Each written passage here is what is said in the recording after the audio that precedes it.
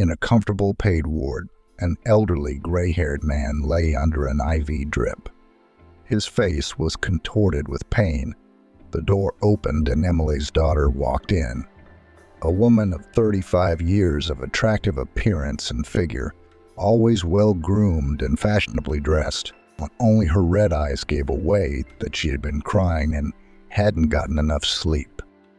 Emily set the bag by the nightstand and sat down on the edge of the bed.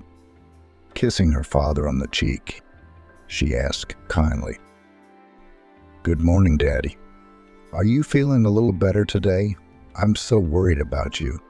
Not only has this disease been plaguing you for so many years, but you have stomach problems. I talked to the doctor yesterday. He told me to follow a strict diet. So I brought everything on the list. Oatmeal and water and steamed vegetables. No meat for now." Ben's face at the sight of his daughter immediately brightened. Even the pain seemed to have receded. He replied, "Thank you, Sunshine, for caring. You are the only one I have left, a light in the window. I don't feel like eating yet. Maybe later. Why don't you tell me how things are going at the bank? What's Jason saying? Did he do the deal like I told him to? Are you okay?" Emily started to talk about the situation. "Don't worry. Jason's working. He's not home much. He's got reports or business meetings, so whatever. He's complaining that he's never officially made bank director.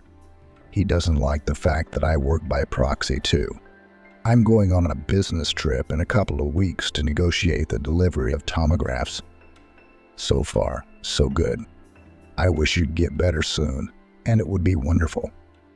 William stroked his daughter's arm and said, "Don't let Jason take his time. It's too soon to write me off. He's already in charge of everything. He'll be a principal in time. And the fact that you don't see each other much is bad. I'll be dead before I have grandchildren. You better hurry up. You're getting too old. Daughter, after Laura died, I raised you, lived for you, and was so happy to have you. A child is such a gift from fate for life." Emily didn't like this talk. She herself realized it was high time she had a baby, but if only it were that simple. So the woman hurriedly changed the subject, persuaded her father to eat a couple of spoonfuls of porridge, and ran off to work. On the way, she remembered her childhood, her youth, their relationship with her father, and tried to understand why they had become strangers lately. Emily's father was a well-known bank owner in town. He raised her alone. Her mother died very young. The girl was only 3 years old. She hardly remembered her and stared at the huge portrait on the wall of her father's bedroom. Emily imagined what she was like, how she was loved by her father, who never remarried. For that, Emily was very grateful to him. There was no way she wanted to see another woman in the house, much less call her mom. Daddy had a private life, of course, but it never came to marriage. As he himself confessed more than once, he never met someone like his beloved Laura. He loved his wife very much and cherished the memories of her in his soul. Over the years, even her bedroom remained untouched in the mansion. No servants were allowed to go in there. Papa or Emily cleaned it themselves. It was just as it had been when Mom was alive. Her robe hung on the chair as if she'd stepped out for a moment. Her favorite perfume and cosmetics on the nightstand. My father often went there and sat there for long periods of time, sighing heavily and remembering how happy he and Laura had been. Emily studied well, pleased her father with her successes. University graduated with honors. She had an entrepreneurial spirit since childhood. She already in high school managed to earn good money, making classmates control or cheat sheets for exams. Her father tried not to spoil Emily, although there was every opportunity to do so. It was important to him that she learn to make her own way in life, and of course, to marry well. William tried several times to invite to their home for dinner potential matchmakers with their offspring, those whom he himself would like to see as Emily's companions. But the girl was with a temper and no way did not want such relationships, deliberately spoiled the evening, avoided socializing. Emily read women's novels and sincerely believed that she herself will feel when she meets the one destined for her fate. After university, she opened her own small business with the help of her father. She was engaged in selling medical equipment and its installation, often went on business trips. And in one of them, in a small resort town, she met her future husband, Jason. He was not rich at all, worked as a simple manager in the clinic where she brought ultrasound machines. The guy was showering her with compliments and wooing her so assertively and confidently, as if he knew for sure that Emily could not resist. He managed to surprise her without having a lot of money. He arranged a terrific picnic in nature and then with a breeze ride on a motorboat on the river. Everything was so easy and romantic, and Emily fell in love completely. The fiancé agreed to move easily, especially since she already had an apartment. Her father helped her. Soon they met their father-in-law. Jason seemed to William a good guy, simple, smart, and he decided to slowly bring him into his business, to teach him the banking business, so that then in his old age he could hand over all the business. Who would turn down such a prospect? Jason was happy and at first very grateful to his father-in-law, and in general he was satisfied with a well-fed and comfortable life. And in his work he was not lazy, tried and succeeded. The couple played a lavish wedding. There were the press and photographers. The groom proudly hugged his bride by the waist and did not let her go for a second. The girl was happy. Everything had come true just as she had dreamed. She was in love with Jason, and he was so in love with her. It was like a fairy tale. For the first few years it was. Jason went into business, absorbed his father-in-law's knowledge and experience like a sponge. He did not forget about his wife. They often went on vacation together. He ran home from work to his beautiful wife. After all, in fact, everything that he had, he was directly indebted to her. But as you know, everything gets old. And after 5 years, Jason began to change. He felt like the master of his life. He felt like he'd always been that way. The passion between the couple had cooled. They were both businessmen. The whole day was scheduled to the minute. And when they met late at night, they discussed the current situation at work over dinner. It had been a long time since anyone had called anyone affectionately. It was just the same old, same old. Emily didn't want children herself at first. She thought that there was no need to hurry and that she could safely protect herself until the age of 30. But then she began to think, and for what? In fact, they lived together with her husband, earning money. All acquaintances have had children for a long time, and a lot of them. Emily decided that it was time for her and Jason to have children. But deciding is one thing, having a baby is another. And her father was getting worse. His condition had been slowly deteriorating over the last few years. Strong pain in the joints, stiffened movements. Periodically, he was treated in the hospital department. Lincoln's relief came, but not for long. It was during this time that Emily became pregnant. But against the background of severe stress and worry, alas, there was a miscarriage. The term was very small. The couple decided, it's okay, it happens. But after that incident, Emily could not get pregnant again. And it depressed her a lot. Relationships with her husband have recently been very difficult. It was as if they were reluctant to communicate with each other. Her husband kept resenting the fact that he had to work by proxy. Emily wanted to be a full-fledged bank director, and Daddy was getting worse. It seemed that all his chronic diseases had worsened and decided to attack his whole body at once. Emily had heard many rumors behind his back that Jason was truant. The secretaries and the accountant had hinted about it more than once. But the woman didn't believe it. There were no obvious signs of infidelity. Although their relationship had fallen apart, all families go through crisis periods. You just have to get through it. She arrived home in the evening, much later than her husband. There was a lot to do. He tried to fry eggs, but almost burned the frying pan, threw it in the sink, and shouted, "Emily, where the hell have you been? Your beloved husband came in hungry and the fridge is empty. How long are you going to live like this? I'm sick of it. Maybe it's time you started working on your home instead of staying in your office all day and night." What a businesswoman. The woman took offense, opened the window wide open, waved a towel to get the fumes out quickly, and she became indignant. "Good evening to you too, sweetheart. You're not a little kid, and it's not my fault that you can't handle scrambled eggs without starting a fire. You could have ordered dinner at a restaurant, and the fridge isn't empty.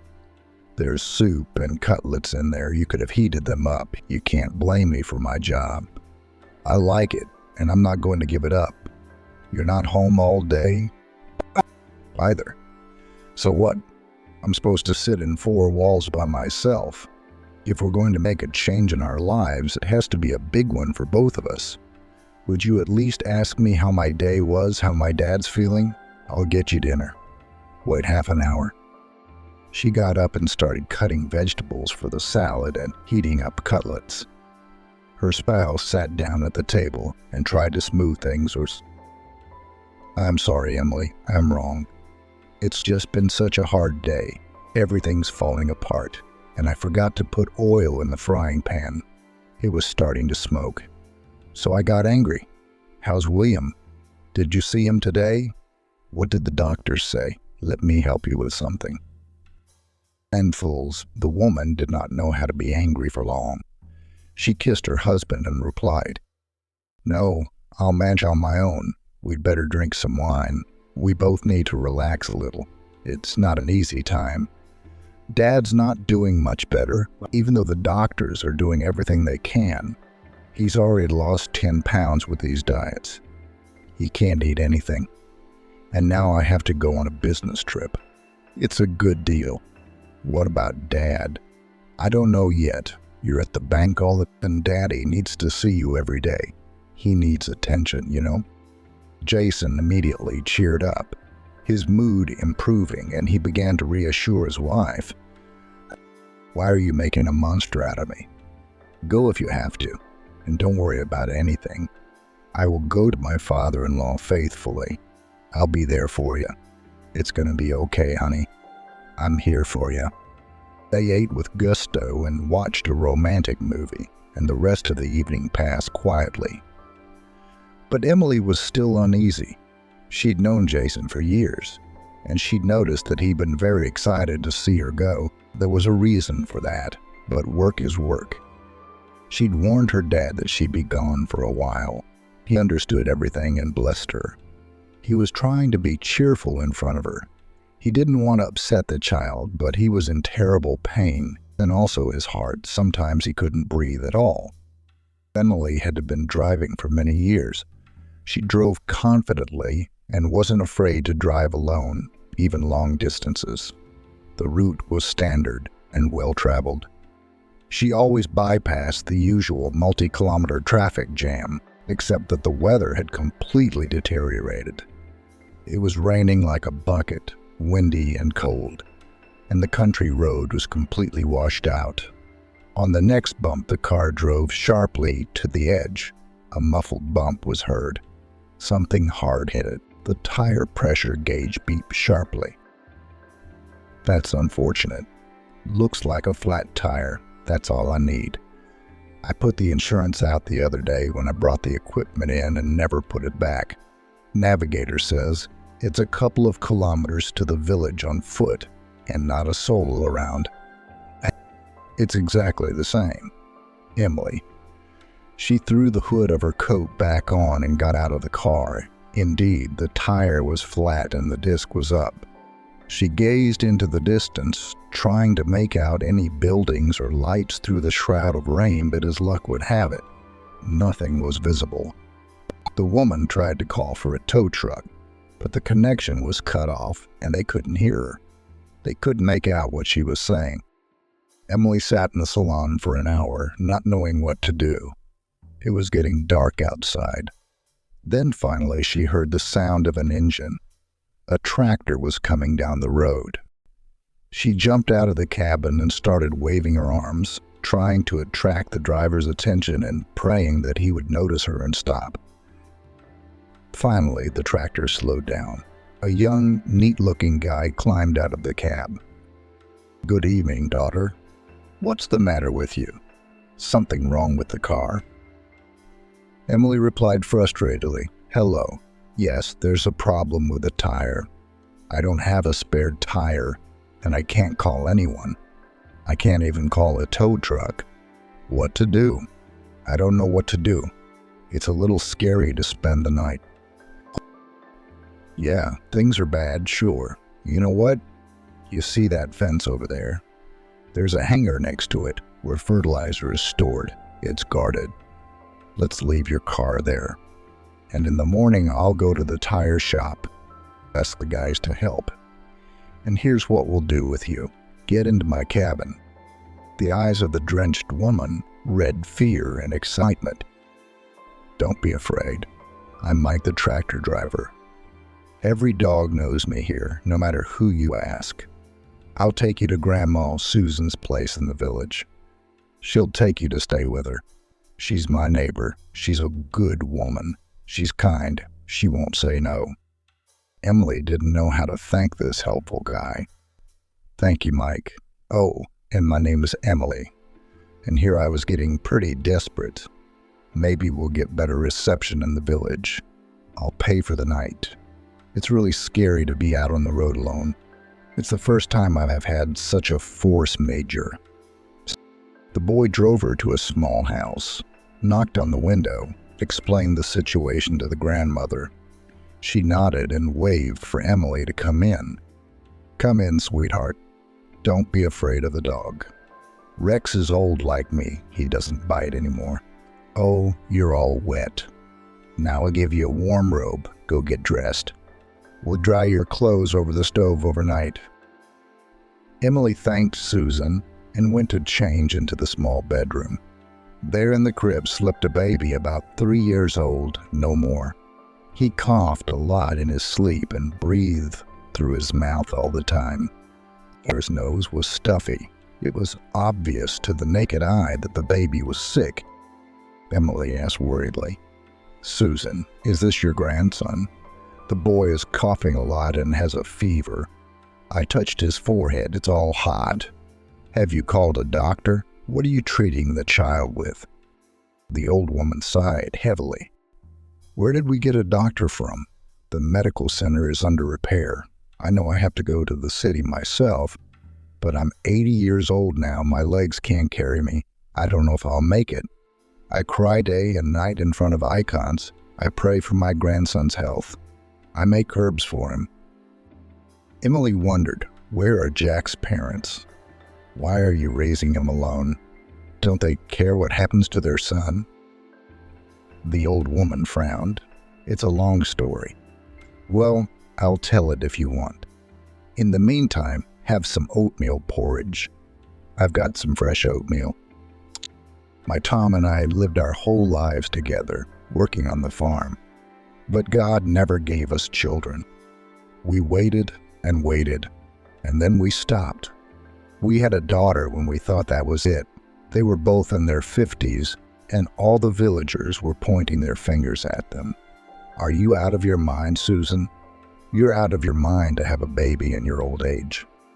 They couldn't understand what it was like to wait and pray for him all their lives. And then what? Kill it. So we took the risk. We didn't listen to anyone. We had a daughter. Emily's had a weak heart since she was a baby. I don't know if it's because I had her so late or what. My husband, Tom, died early. My daughter, Emily, was only 5, so I raised her on my own. Loved her. Took great care of her. didn't work too hard. After school, Emily went to the city to earn money.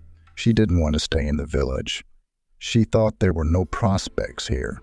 She got a job as a waitress in a cafe. She called often, saying that everything was fine, that she had found a fiancé. She warned me, though, that he was much older than her, but that he really loved her. I even rejoiced, thinking that if he was older, he was responsible, so he wasn't some stupid young man. I kept waiting for Emily to ask me to the wedding soon.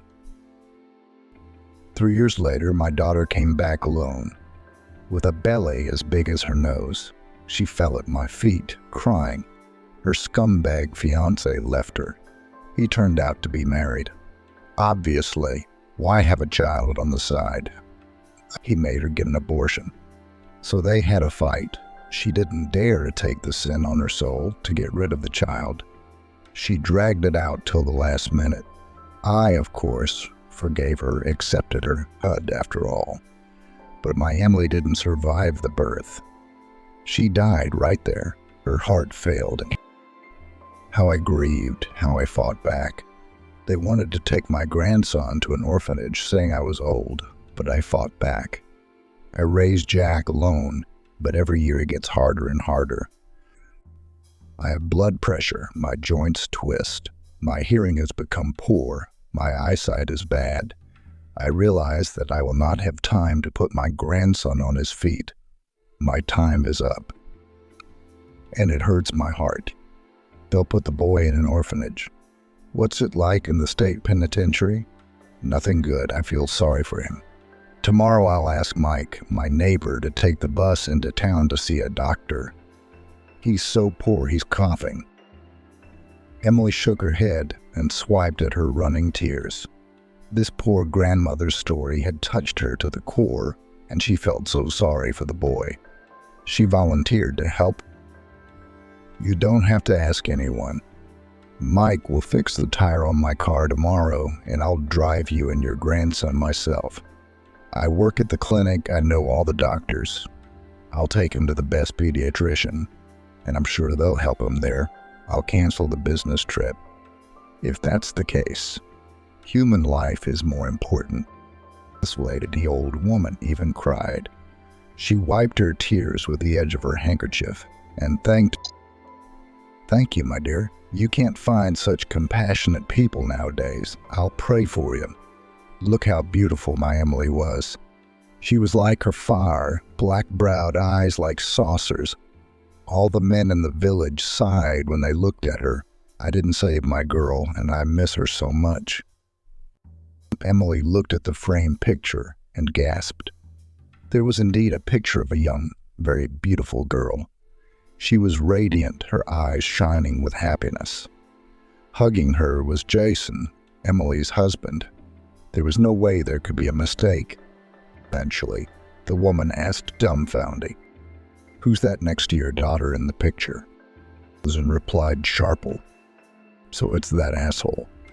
The married coward, Jack's father, wanted to cut him out of the picture, but then I didn't. I figured if I died, maybe my granddaughter would want to find my father. You never know, it could happen. Emily felt sick to her stomach.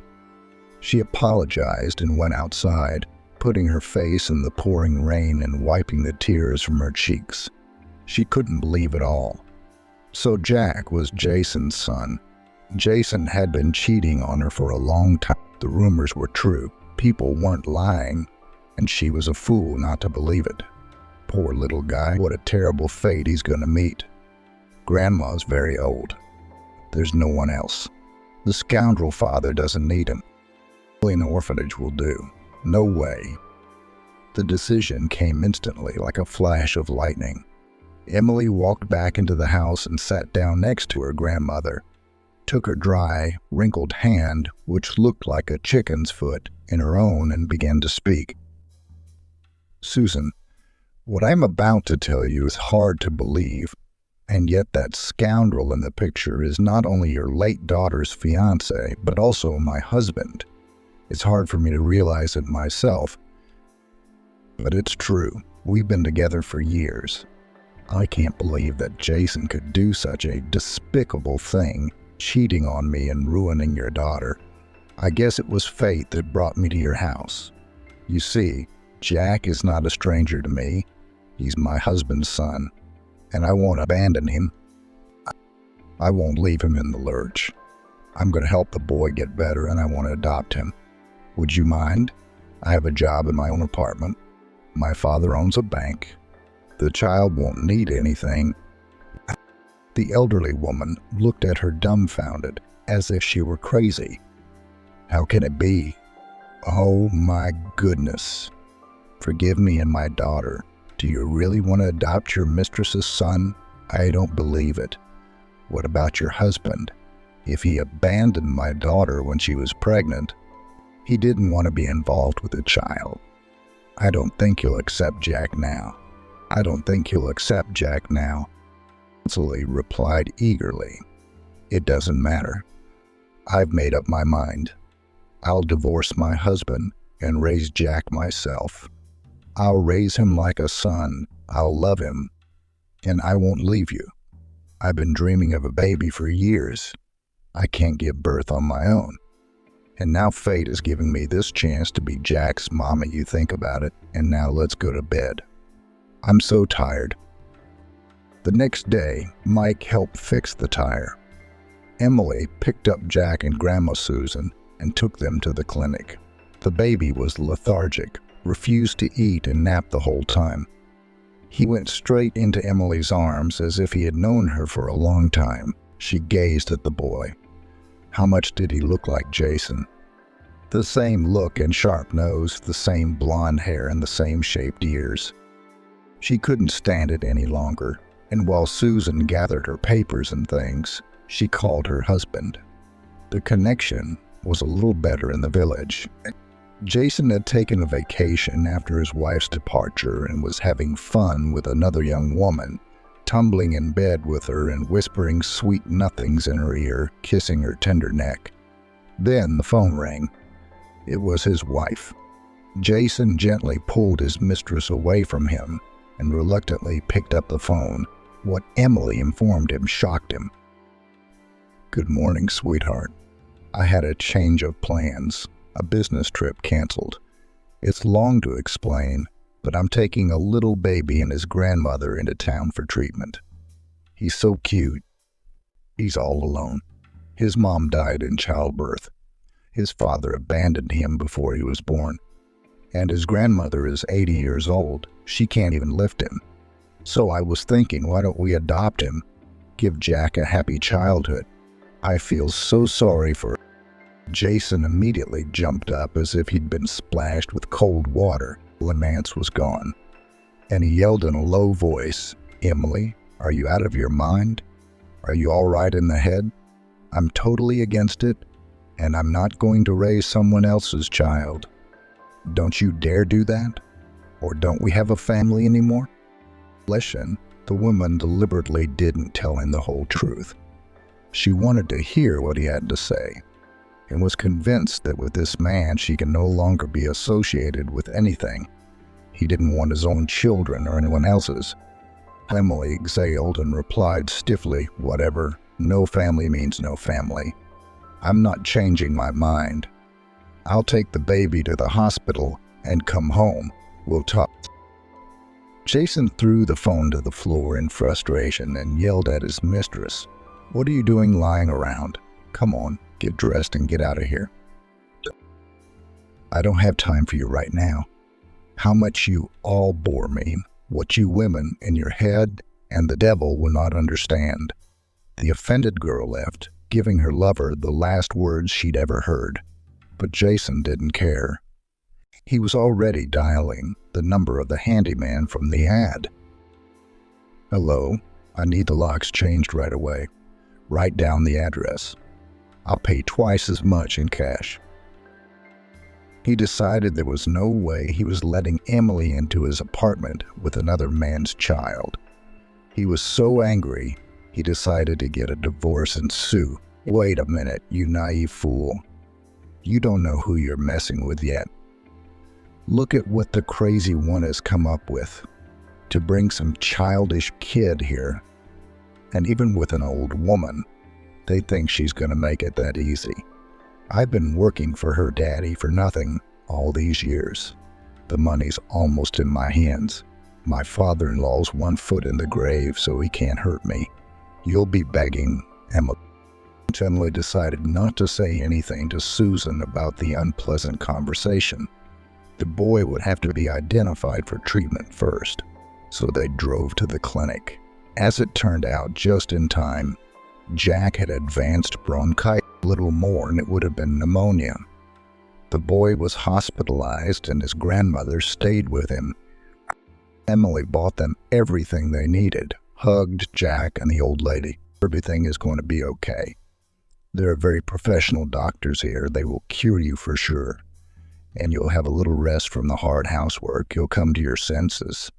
I'll come back tomorrow. Now I need to go home and have a serious talk with my husband. I'm sorry, Emily. Jack and I are the reason your family is falling apart, but I had nothing to do with it. You know that. Emily sighed heavily and replied, You really had nothing to do with it. It's not your fault my husband is such a jerk. Turns out I lived with a lying, selfish man for so many years and didn't want to notice anything. It's gonna be okay. I'm there for you now and I won't leave you. She kissed the boy gently on the cheek and went to her house. She wanted to shower and change and deal with Jason, to have a straight talk. But to her surprise, the key wouldn't go in the keyhole. She looked closely and realized her husband had changed the locks. Licensed, the woman rushed to call him on his cell phone, but he deliberately did not pick up. There was only one way out, the intercom. Emily went out of the entrance, dialed the code of the apartment.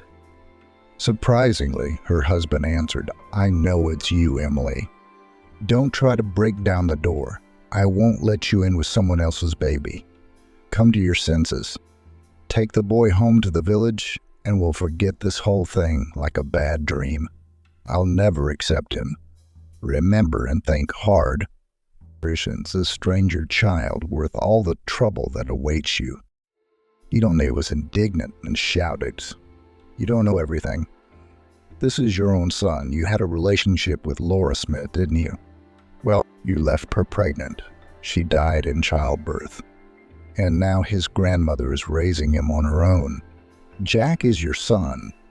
Are you such a despicable person that you won't change your mind? Jason snickered. It was all true about Laura and her pregnancy. What he didn't know was that she was no longer alive. And he didn't need that son. But the man thought about it. He still felt guilty. Look, Emily. I'm opening the door. Let's talk calmly. It was a fling. That girl meant nothing in my life, and I didn't ask her to have the baby.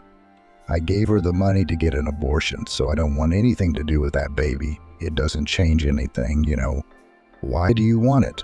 Every woman in your position would hate that kid. I mean, he's from a mistress, basically. Why do you want to take on this burden? Are you bored with your life? So your father is dying. Don't be silly, take the boy back and come back. And everything will be like it was before. What kind of scoundrel? Ensign screamed. What kind of scoundrel are you, Jason? It's you I hate, not that poor boy and his dead mother. Get out of my apartment, or I'll have the police come and break the door down. We're getting a divorce. And it's final. I'll give you 24 hours to be out of here tomorrow. God, what kind of man have I been living with?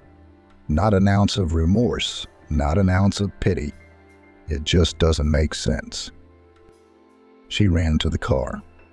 She had no strength at all. She wanted to howl and scream, how blind she had been, how she had not noticed anything. What kind of gullible fool had she been? Emily wiped away her tears, took a drink of water and exhaled. She whispered, I need to pull myself together and go see my father. Only he can understand me like no one else. The woman drove to the hospital. Her mind was a complete mess. Her thoughts were confused as to how to go on living. Her whole world had collapsed, and she was treading on the ruins. She didn't know how to start a new life without Jason. The doctor shocked Emily when he told her that her father had gotten worse.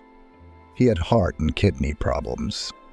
He'd been moved to the intensive care unit. The woman gasped and rushed in. She didn't want to be let in, but she knew how to be persuasive when she entered the room. Her father was so helpless, tubes sticking out, sensors buzzing. His eyes were closed. The woman sat down next to him, stroked his head, his cheek, and whispered, "Daddy, honey, what are you doing? How can it be? I thought when I left, you were a little better. It's gonna be okay. You're gonna be okay. You're gonna be okay. I love you so much. Fight, please don't give up." The man opened his eyes, saw his daughter, and smiled weakly. He squeezed out in a hoarse voice, "I've waited. I've been waiting for you, my daughter. I was afraid to die and not say the most important thing. I love you too, sweetheart. I guess it's my time to go. Will I see my daughter soon? She's waiting for me." "I know it. You be strong. You and Jason will get through this together, I'm sure. Just don't take too long with the grandkids. It's a shame. I'll probably never see them again." Emily was delirious. "No, Daddy, you don't know anything. I'm divorcing my husband, and I want to adopt the baby. This is his son, which he, like the last scoundrel, abandoned. He's all alone and no one wants him. I never realized that Jason was such a two-faced and horrible person, that he was capable of lying like that, of cheating on me. I'm in so much pain, Daddy. I need you. I have faith that you will get better. I can't lose you." So that's it. Well, Jason has certainly brought a surprise.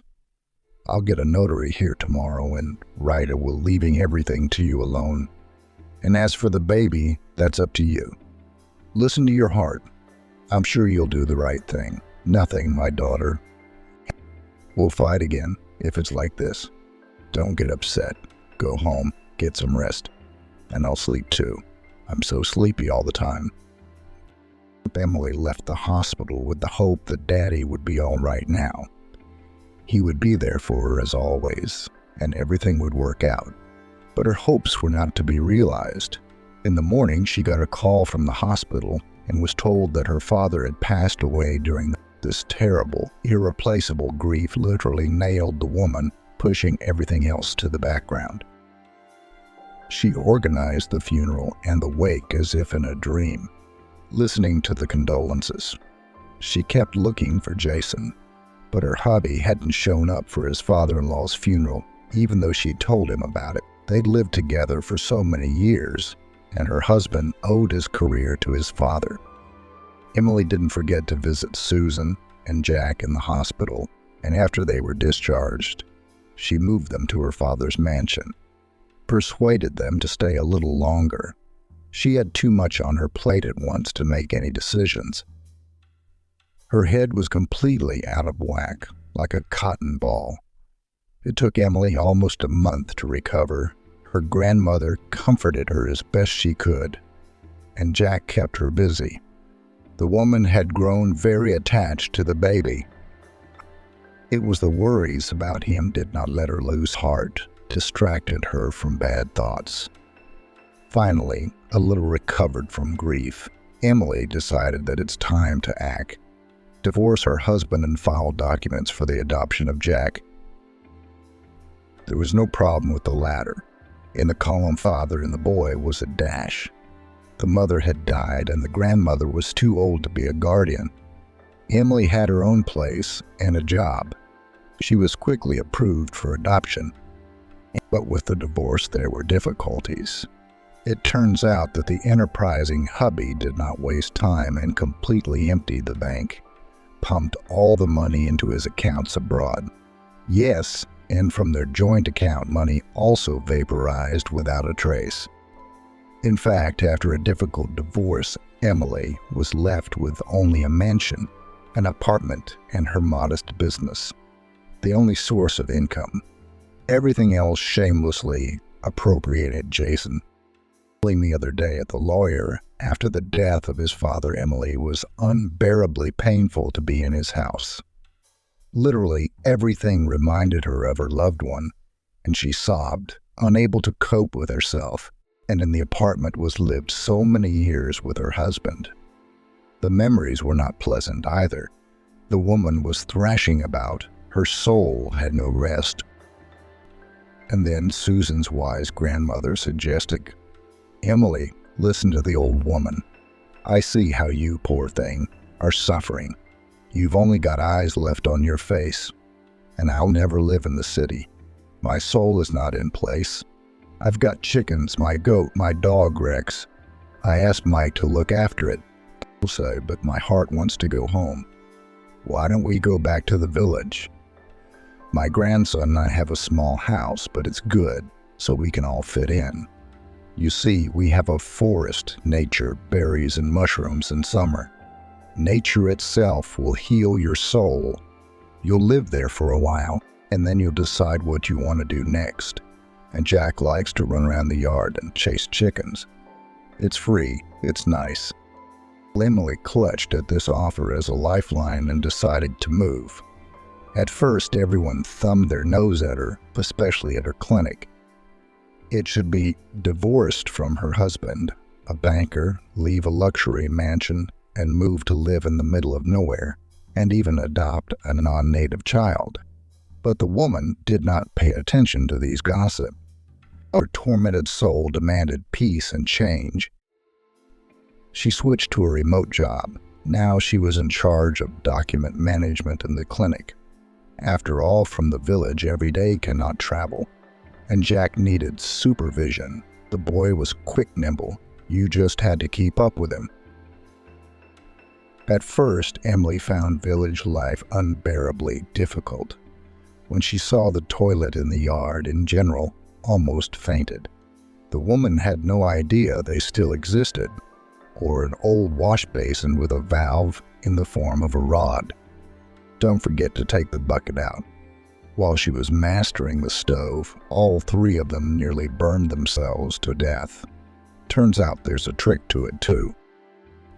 Susan was patient and taught Emily everything as if she were Jack's age. Mike often visited them and laughed. He could not believe that a city girl could survive in the village. He thought she'd run away in a month. In fact, he liked Emily very much even then, on the deserted road at night. He fell in love with her immediately. He realized they were too different. He was a simple country tractor driver, and she was the daughter of a bank owner. And there was an age difference. The guy was 5 years younger than Emily, so he wasn't in a hurry to confess. He tried to help her, took her to the woods, to the river. With Jack, he fiddled, so slowly they became close. They talked a lot, and the woman saw Mike as more than just a guy. Turns out he had a steel rod inside of him. He was passionate about his home village and had a big fight with local farmer Mark Fielding. He tried every way he could to persuade his fellow villagers to sell their land for development. He described the future cottages, the benefits of civilization, a lot of tourists, and promised that the villagers will be offered comfortable apartments. That's good. There are a lot of old people in the village. It will be easier for them to live in an apartment. Why are you against it? Mike waved his hands eagerly. How can you not understand? This is protected land. Nature is untouched, and now it's worth digging everything up, pouring asphalt over it. And what will your stone jungle be to our grass? That's what people come here for. Many say the air here is even therapeutic. You can't spoil it. That's the only reason the old people are alive, because they work on their own land. Rip them up by the roots, and they wouldn't survive in a new place, would they? Fielding's a tricky one. He wants to cheat the old people, buy up the land for nothing, and then sell it for 3 times the price. And he doesn't care about the people, and I intend to fight to the end. I'm going to make such a fuss. I'll get the press involved. You don't know anyone like that in town. I'm sure Fielding will get scared and change his mind." Emily thought about the boy's words and replied, "You're right. I came here sick myself, unable to recover from my husband's betrayal and divorce. My father's death had completely destroyed me. And here I didn't notice how I felt a little better. Gone were the black thoughts. No more longing. I feel alive again. I'll help you." We called a journalist. He's a fan of sensationalism and digging up other people's laundry. Let's get Fielding some publicity. Emily and Mike did a great job. The film crew seriously frightened the farmer with their report, and he promised that he would stop buying up land and campaigning in exchange for not airing the video. Mike was pleased. They struck a deal and parted ways. But a week later, the tractor driver disappeared without a trace. He didn't show up for work, and he wasn't home. Grandma Susan and Emily were the first to sound the alarm. The whole village searched for Mike, but it was as if he'd vanished into thin air. They picked the lock on his house and everything was there, even the soup on the stove. So the boy wasn't going anywhere. Emily's heart was troubled. She'd grown so attached to the guy. She saw the way he looked at her. She realized that the poor guy was in love with her, but she was afraid to open up and admit to herself that she liked him too. And only now, when Mike was gone, she realized how much she missed him, how worried and how much she missed him. His little boy also kept asking when Uncle Mike was coming, and his grandmother cried in silence, suspecting something wrong. But a couple of weeks later, a bad rumor spread through the village. "Emily, Susan, have you heard what's happened? There's a ghost in our village. You can see the smoke billowing. It's pitch black. That's the ghost avenging Fielding for Mike's death. He's ruining his machinery. It's the second combine on fire. Oh my God, what's going on?" Grandma Susan crossed herself and spat 3 times over her left shoulder to ward off the evil force. She shook her head and wailed, "Is there a ghost from the marshes again? Holy, holy. 30 years ago, remember, Sarah, one after another mushroomers drowned in the swamp, and then nothing, quiet. And here he is again. There's no one else, I'm telling you." For a long time, the neighbors wondered who it could be. But Emily had her own opinion, but she decided not to voice it yet. She didn't believe in any ghost, of course, but there was a faint ray of hope in her soul. What if it was Mike's revenge? Maybe he's alive, maybe hiding in the woods. But he couldn't just disappear like that. She'd hinted more than once that she wanted a family, and Jack loved her. "We have to find him, but I don't know where to go. As my late father used to say, the heart will tell you." Just in case, Emily first went with her suspicions to the gamekeeper, Stephanie. "I may see," she didn't try to be coy. She told it like it is and begged, "Help me find Mike. I don't believe that he could leave like this or disappear in the swamp. It's all Fielding's fault, I'm sure of it. I wanted to go into the woods myself, but I'm afraid. I'll never find the body." The gamekeeper shook his head. "You mean Mike? He couldn't have left. He loved our village with all his soul. Let's go to a place. I have a remote hut. I sleep there sometimes when I feed the moose. Not many people know, but you can live there for a while. There's matches, breadcrumbs, canned goods, and a spring nearby. If Mike's alive, that's the only place he can be. Otherwise, he'd have been hunted down by the beasts long ago." The huntsman took his rifle, backpack, and supplies, and they set off. Emily was lagging behind, her legs buzzing, the branches scratching her hands. But she didn't complain, trying to keep up with the frowning old Stephanie. She had a goal to find Mike. Listened when the gamekeeper was right. The boy was holed up in his hut. Emily looked at the poor guy in a gax. The whole body was covered with abrasions, bruises, and hematomas. His leg was badly swollen, and he was thin, not looking like himself. Stephanie, how did you guess that I'm alive, that I live in the forest? And you, Emily, I certainly did not expect to see. Mind you, I'm not going back to the village until I've had my revenge on Fielding. It wasn't me. It was Emily who begged me to look for you. She guessed it was you who was messing up the farmer's machinery. You made a show of it. Of course, the locals are afraid to go out at night now. They think it's the lion from the swamp. It's a disaster. Don't be silly, Mike. Let's go home. You've played outlaw enough. You'll get yourself a jail sentence. Sooner or later, the secret's gonna come out. You'll have to answer for everything. Lybian tread anger. Do you know, Stephanie, that this scoundrel and his accomplices beat me half to death and buried me alive in the forest? He thought I was dead. I don't know how I survived and got out of the pit. I come back, so what? He's not going to leave me alone. I mean, come on. He's going to torture Emily. I mean, she helped me. She invited those reporters. No, I'm going to take revenge on him as long as I live. You have to fight for your land. Emily couldn't take it anymore and started to talk to the guy. Mike, come on. This is not the way. How long will you last here? Your leg's all messed up. What if it gets infected? You'll die here. Who cares? We should go to the police. Have him call the police. Call the press again. Didn't Fielding try to kill you? That's no joke.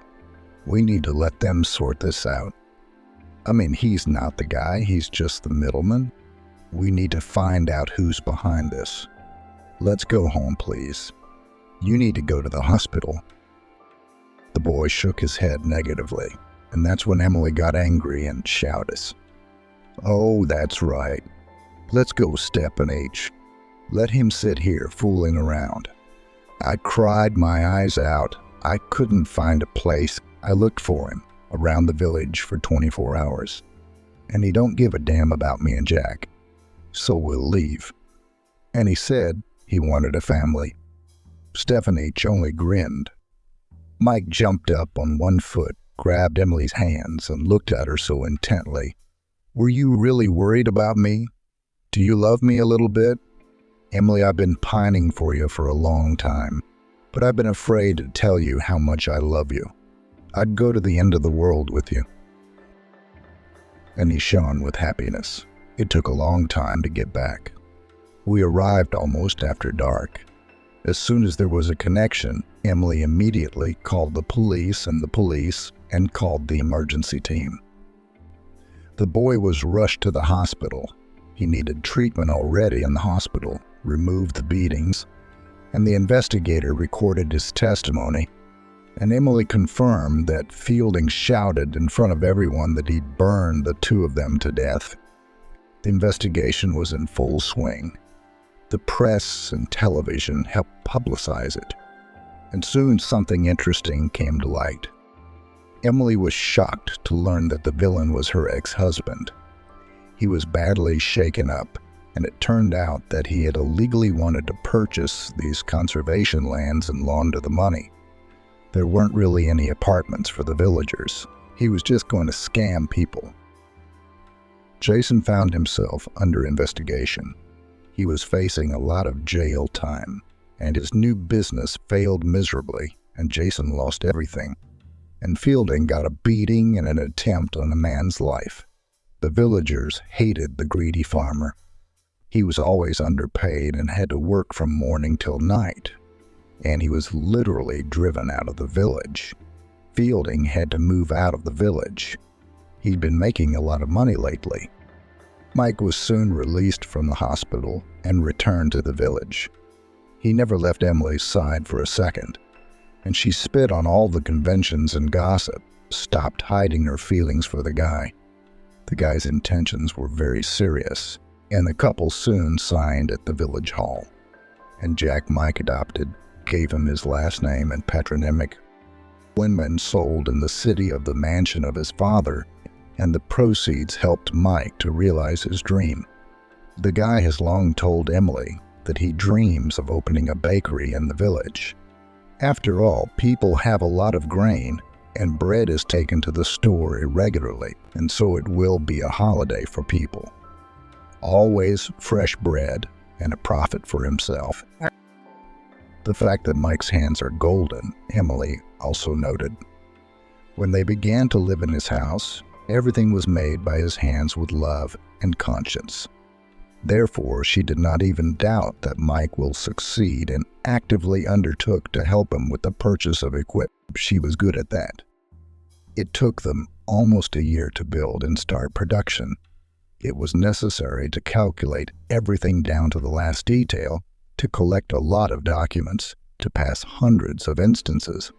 And then, finally, the business began to pay off. Mike didn't jack up the price.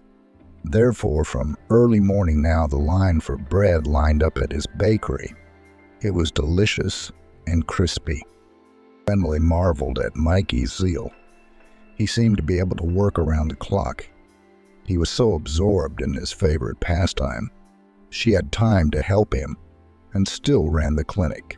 He even bought a whole arsenal of medical supplies and equipment for their paramedic station at a bargain price. The villagers no longer gossiped, and their age difference was very much respected. The couple were called their lovebirds and were grateful that they put both their souls and money into the development of their native village. Emily never regretted listening to Grandma Susan and taking the risk of moving. Now she would never agree to live in a stuffy city again. The woman loved this place with all her soul.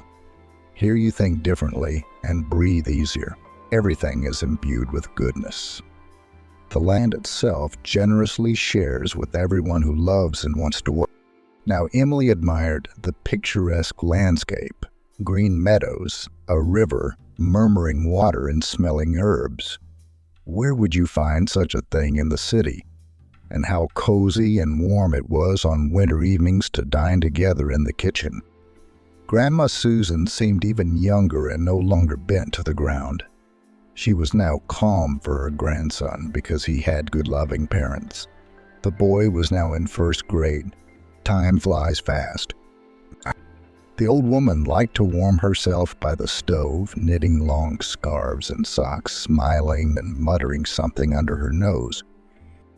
Jack had long ago called Emily Mom and Mike Dad. He decided that, though his parents wouldn't lie to him about him being their own son, they told it like it was from the beginning. After all, in the village, you can't hide the truth in a bag. The boy loved his mother very much. He obeyed her in everything. He helped his father in everything. But he knew where his other mother, who gave birth to him, was buried in the cemetery. Together with his parents, he took care of her grave. One day an event happened. Emily was kneading dough. Jack and his grandmother were feeding the chickens. Suddenly, there was a loud knock on the wicket. Emily stepped out onto the threshold and gasped. Jason was standing there, unrecognizable. He put on a lot of weight. He looked heavy and ungroomed. He had bags under his eyes. She exclaimed, "Jason, why are you here? How did you even know where I live?" The man grinned evilly. "Well, how could you not know? That Mark Fielding thing ruined my whole life. I did time and lost everything because of it. Now I'm out, and I want to see my own son. Jack, come here. I'm here for you. I'm your daddy." The boy was frightened and began to cry. "Daddy, there's some evil uncle coming saying he's going to take me away and that he's my daddy." Mike clenched his fists. "Jack, don't cry, son, and don't be afraid of anything. Just sit here. I'll be right there." Emily tried to have a normal conversation with her ex-husband. "Jason, wake up. What do you need Jack for? You gave up on him before he was even born. Get out of here. Don't scare the baby. Don't ruin the boy's life." But Jason didn't stop, shouting louder and louder. "This is my son and I have a right to see him, and I will take him. You'll see." I see you looked at Emily's belly bulging out from under the sundress and sneers. I see you haven't been wasting your time. You've been hitting on the young. So this simple country boy wanted you too. Isn't it funny in your old age? Why do you need someone else's baby? You'll have your own brood soon. And I have no one but you. You didn't hurry to bear me children.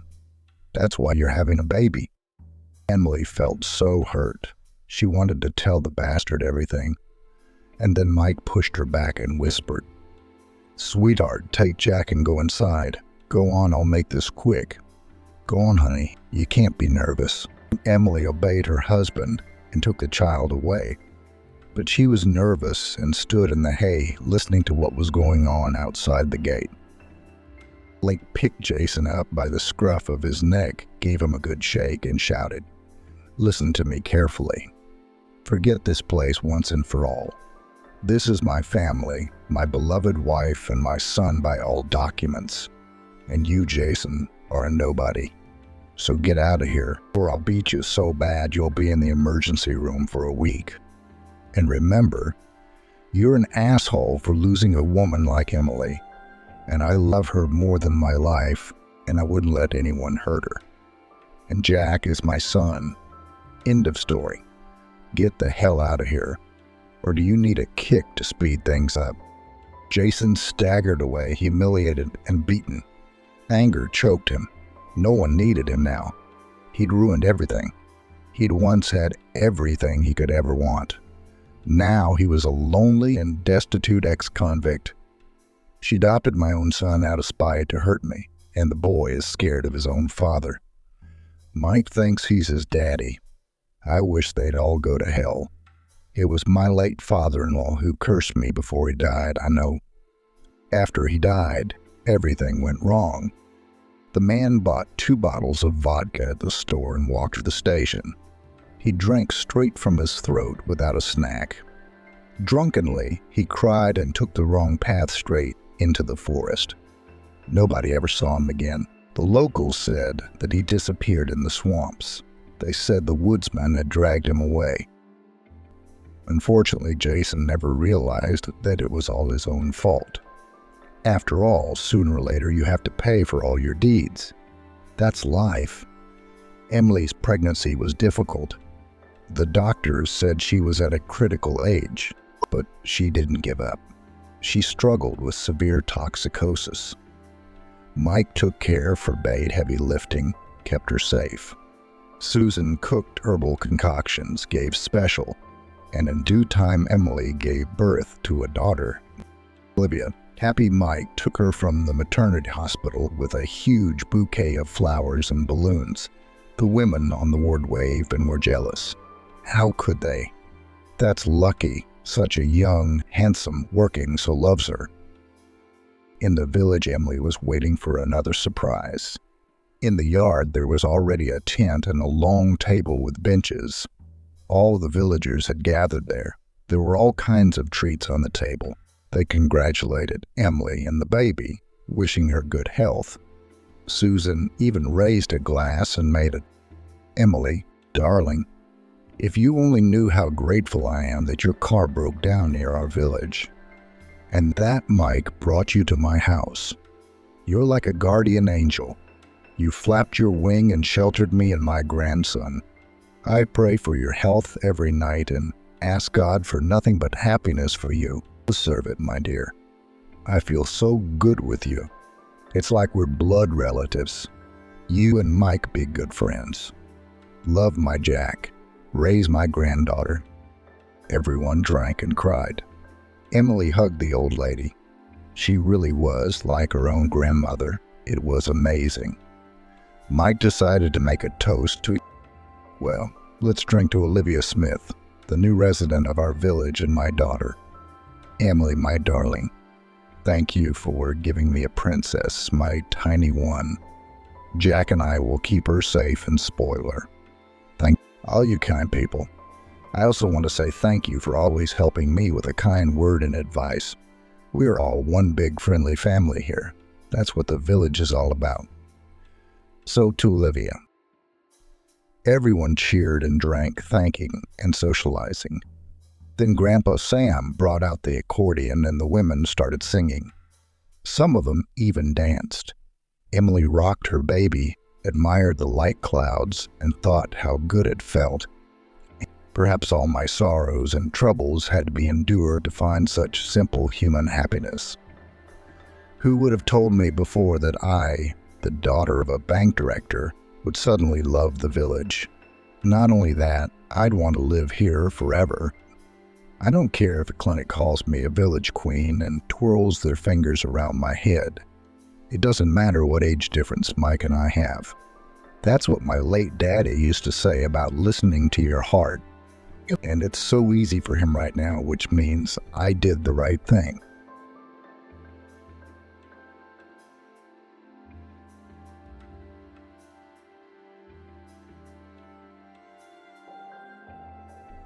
After accidentally seeing his ex-fiancée at a wedding, Ajay decided to humiliate her once again. But Ajay walked briskly through the night streets of the city where his childhood and youth had passed. His heart was beating in his chest like a bird in a cage. The smallest multicolored blots flashed before his eyes. The man's breathing was ragged, but he hardly felt it. Rather to be away from the restaurant, where such a surprise awaited him. After all, this trip was going to be pleasant, easy. Edward's childhood friend had invited EJ to the wedding. The man was surprised. He had long considered his friend a hardened bachelor. And here it was, a wedding. EJ was curious to see the woman who had conquered his free-spirited comrade. To meet his youthful friends again, to see his hometown, to remember the past. Of course, EJ could not refuse such an opportunity, at least some bright and warm event in a series of gray everyday life. The man even took an unscheduled week's vacation at work for this meeting with old friends. Ajay was a more than successful man, but how much he had accomplished, living and working in a big city, managed to escape from a provincial town. They don't know that EJ has been working for many years on an ordinary position in not the most successful company, and every day spends at least 4 hours to get to and from work, because he lives far from the office, almost on the outskirts of the city, in a far from prestigious neighborhood. His cramped 2-bedroom apartment has been in need of renovation for a long time. But EJ doesn't want to start this epic. Why should he? It will do. Lives alone, only sleeps at home. Why would a single bachelor need all this beauty? And he needs a lot of money. A man can't afford to pay a lot of money for repairs.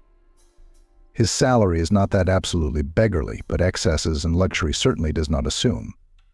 With a personal life also somehow does not add up. There are, of course, sometimes some romances, but it's not serious. Mostly ladies who have nowhere to live flock to Ajay. At his expense, they want to save on rent for the first time, until they get a foothold in the city. Ajay can see the intentions of these women. It's readable in their looks, their words, their actions. Unpleasant, of course, but perhaps by the age of 35, it is time to finally realize that pure, bright love does not exist. Everyone in a relationship pursues their own goals and interests. It seemed in my youth that someday I would meet the perfect girl. Beautiful, loving, intelligent, sincere, certainly household and caring, like a mother and grandmother. On the one hand, self-sufficient, able to occupy herself while her husband is out with friends. On the other hand, adoring her husband and ready to be his reliable rear. It is with her, with this smiling beauty, EJ and build a family, and they will live happily ever after. Remembering those dreams, the man was amazed at how stupid and naive he was. There are no such women, there are no such relationships, and in general, there is no such thing that in life you are completely satisfied with everything. This realization came gradually. Disappointments were waiting at every step: work, personal life, everyday life. How many plans and hopes did AJ have for the big city? When he was young, it seemed to him that he should leave his hometown and settle in the capital, and life would be brightly colored.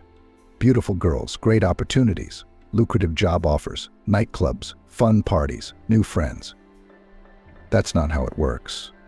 A small 2-bedroom on the outskirts of the city, cramped, in an old house and remote from civilization area.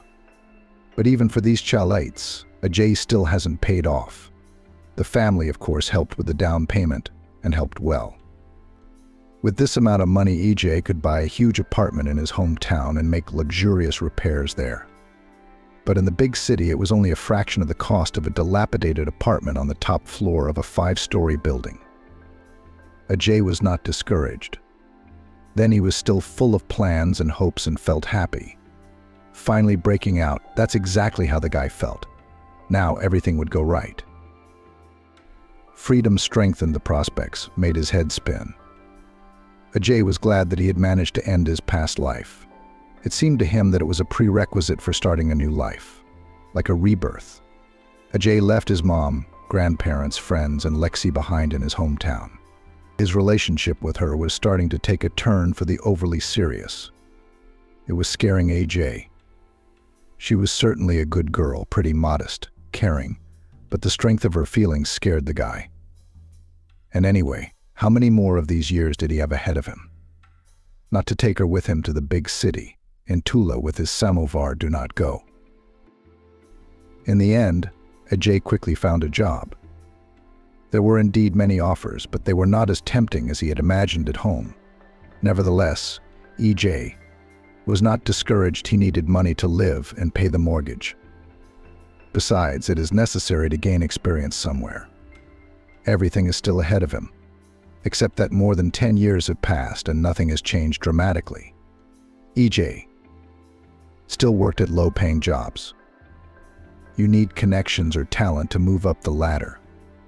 Then there's the incredible work ethic, the love of work, the passion. Ajay had none of those things. He served his working hours in the office as a duty, received a salary at the end of the month, most of which he gave to mandatory payments, rent, loans, mortgage. The rest he stretched until the next paycheck. EJ always liked beautiful girls, bright as stars, with long, slender legs, shining huge eyes, self-confident, witty, ambitious.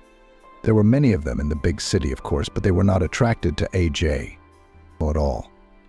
How could a young beauty be attracted by a dull office plankton, living from paycheck to paycheck? What could he offer such girls? In his own town, Ajay had once been an enviable groom, grandson of the head doctor of the local hospital, a student at a prestigious university. There the boy felt like the best of the best. He had a lot of friends. Girls were looking at him. But Ajay always dreamed of more. He dreamed of New York, believed that he was worthy of a much better and brighter life than the one he had in his native Jackson. EJ often spoke contemptuously of life in the provinces, calling his small homeland a backwater and a hole. He said he'd never stay here, but he didn't. What's the use? What did he accomplish? And there's no going back. First of all, AJ, during the years of his life in the capital, has managed to acquire debts in the form of loans. It's going to take him a long time to pay them off. And the salary in New York is still much higher than in Jackson. EJ realized that if he returned home, he would not get out of debt. And there's no one to help him now. His grandfather used to be in business. A respected and well-known man in the city, head doctor of the local hospital, but now he is on a well-deserved vacation. Sick, old, weak grandfather himself requires attention and care. And secondly, well, how can it is possible to return after EJ assured his friends that life in the slums is not for him? After the contemptuous words in the address of the small motherland, after. Okay, let's be honest, bragging to his friends. To admit to the whole city his failure and inadequacy, to sign in his own insignificance. But no, Ajay couldn't do that, especially in the eyes of his old friends and relatives. Ajay was quite a successful and established guy. He lives in New York in his own apartment, works as an economist. The man diligently created an image of a man who was very satisfied with his life. Even in social networks, he exhibited photos that, in his opinion, supported the status of a prosperous New Yorker. Funny, of course, but sometimes the owner of the company, where he worked, EJ, organized for employees' corporate parties. And on EJ's page after such festivities appeared photos from luxurious restaurants.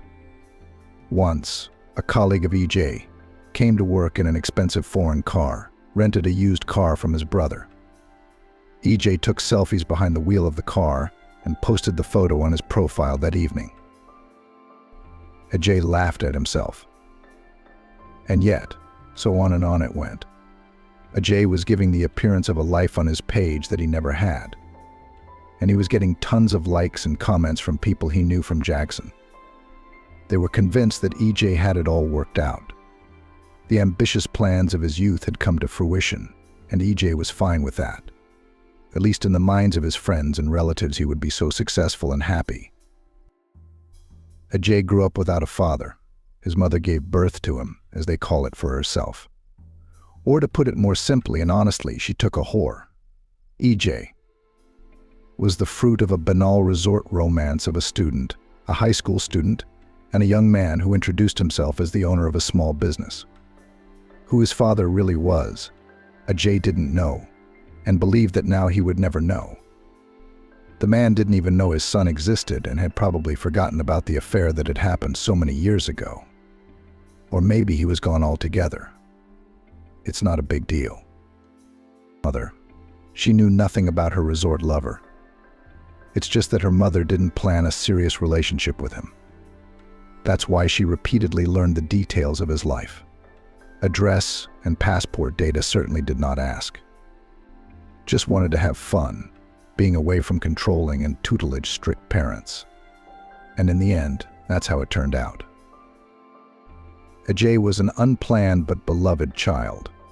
His grandparents insisted that their daughter give birth after all, though she seemed to want an abortion at first. Ajay suspected that it was his grandfather who had kept him alive. Grandfather is so authoritative, reliable, correct, and it is very difficult to argue with him.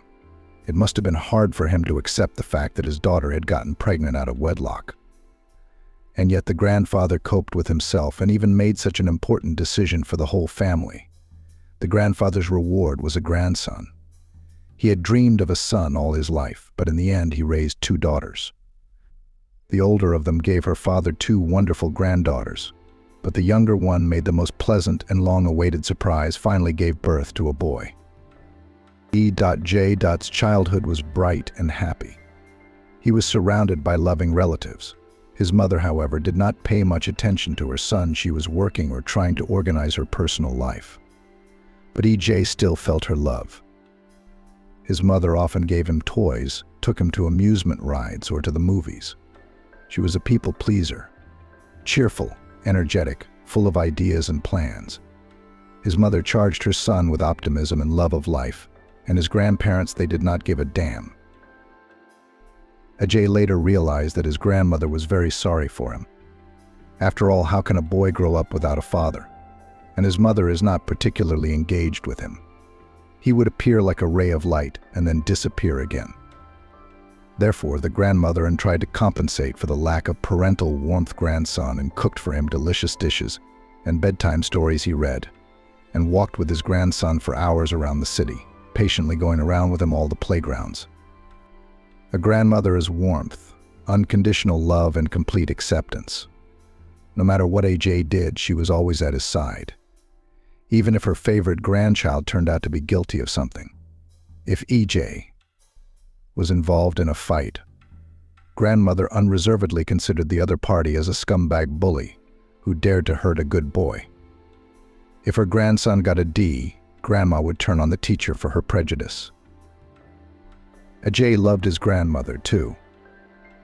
It was nice to know that there was someone in the world for whom you were the light in the window, the best, most beautiful, and smartest. EJ had a different relationship with his grandfather. He did not particularly encourage dabbling, could shout at his grandson, and even spank him when his wife wailed. Grandfather set limits, and that was good too, because it paradoxically made EJ feel safe. Grandfather was as dependable as a rock. His words carried weight. He often had heart-to-heart talks with his grandson on a variety of topics: friendship, love, studies, life plans. Grandfather had been having such conversations with AJ, his boy, since he was a young boy. EJ adored these moments with his grandfather, and the grandfather often took his grandson with him to work.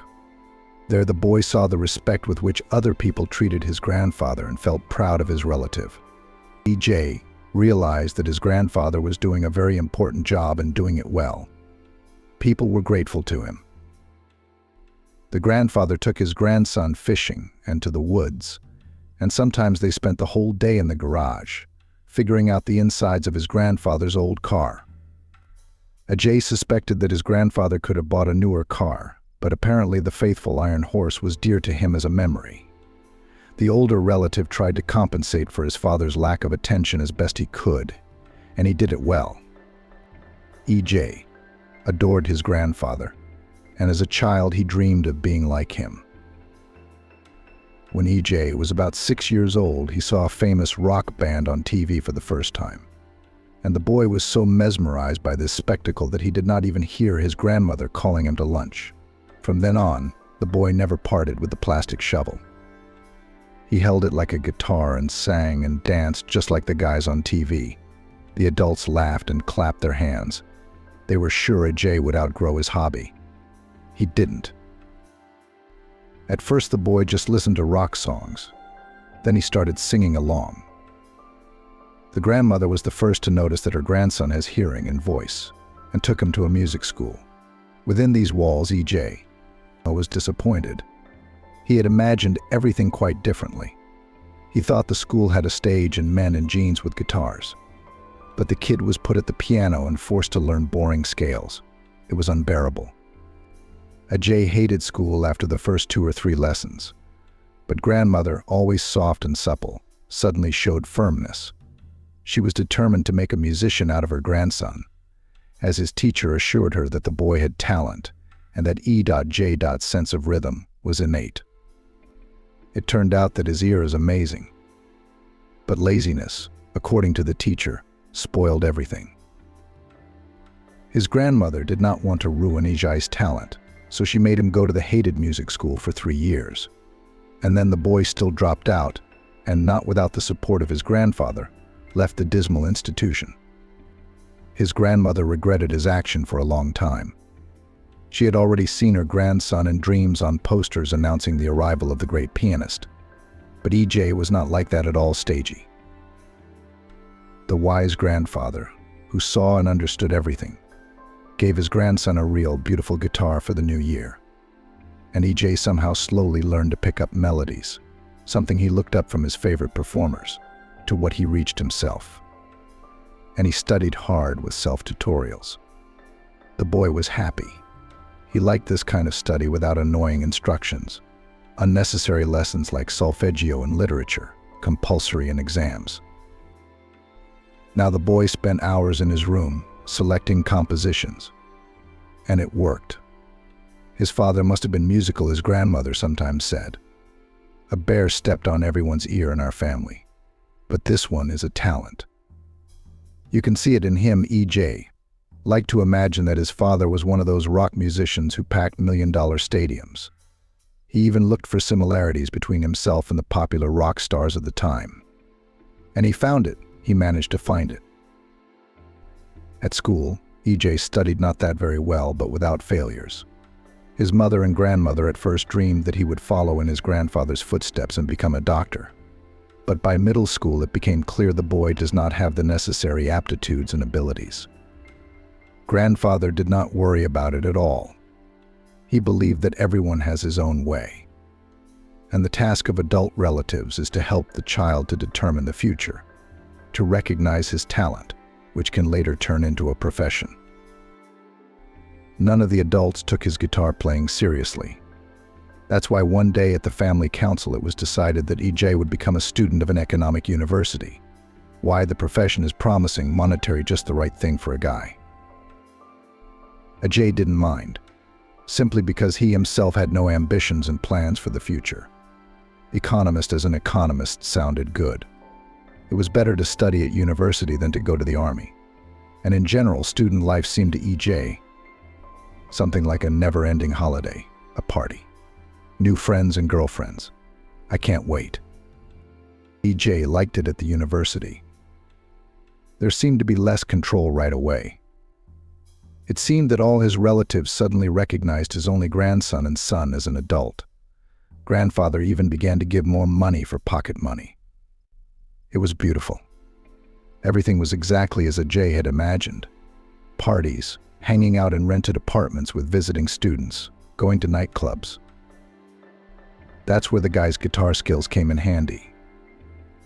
It was great to sit in someone's kitchen and sing funny or even hooligan songs. EJ, the guitarist, was always the center of attention and was very proud of himself. Girls started to look at him, a good-looking, cheerful guy from a good family. At school, EJ was somehow not distinguished by popularity, but at university he suddenly became an enviable groom. Of course, the guy took full advantage of this, had affairs, enjoyed his youth and freedom. One day, walking through the night city, a group of friends led by EJ was in a rock bar. The guy had no idea that there was such an institution in Houston. The bar was located in the basement of one of the houses in the center of the city. Unremarkable sign, minimal advertising. But inside it was a treasure. Several not too spacious, cozy rooms with soft, comfortable chairs and photos of rock musicians. On the walls, a long stand with high chairs and a stage with a microphone in the largest of the halls. Local musicians and bands and soloists performed there every night. They played and sang both well-known songs and compositions of their own composition. Some kind of special atmosphere reigned here.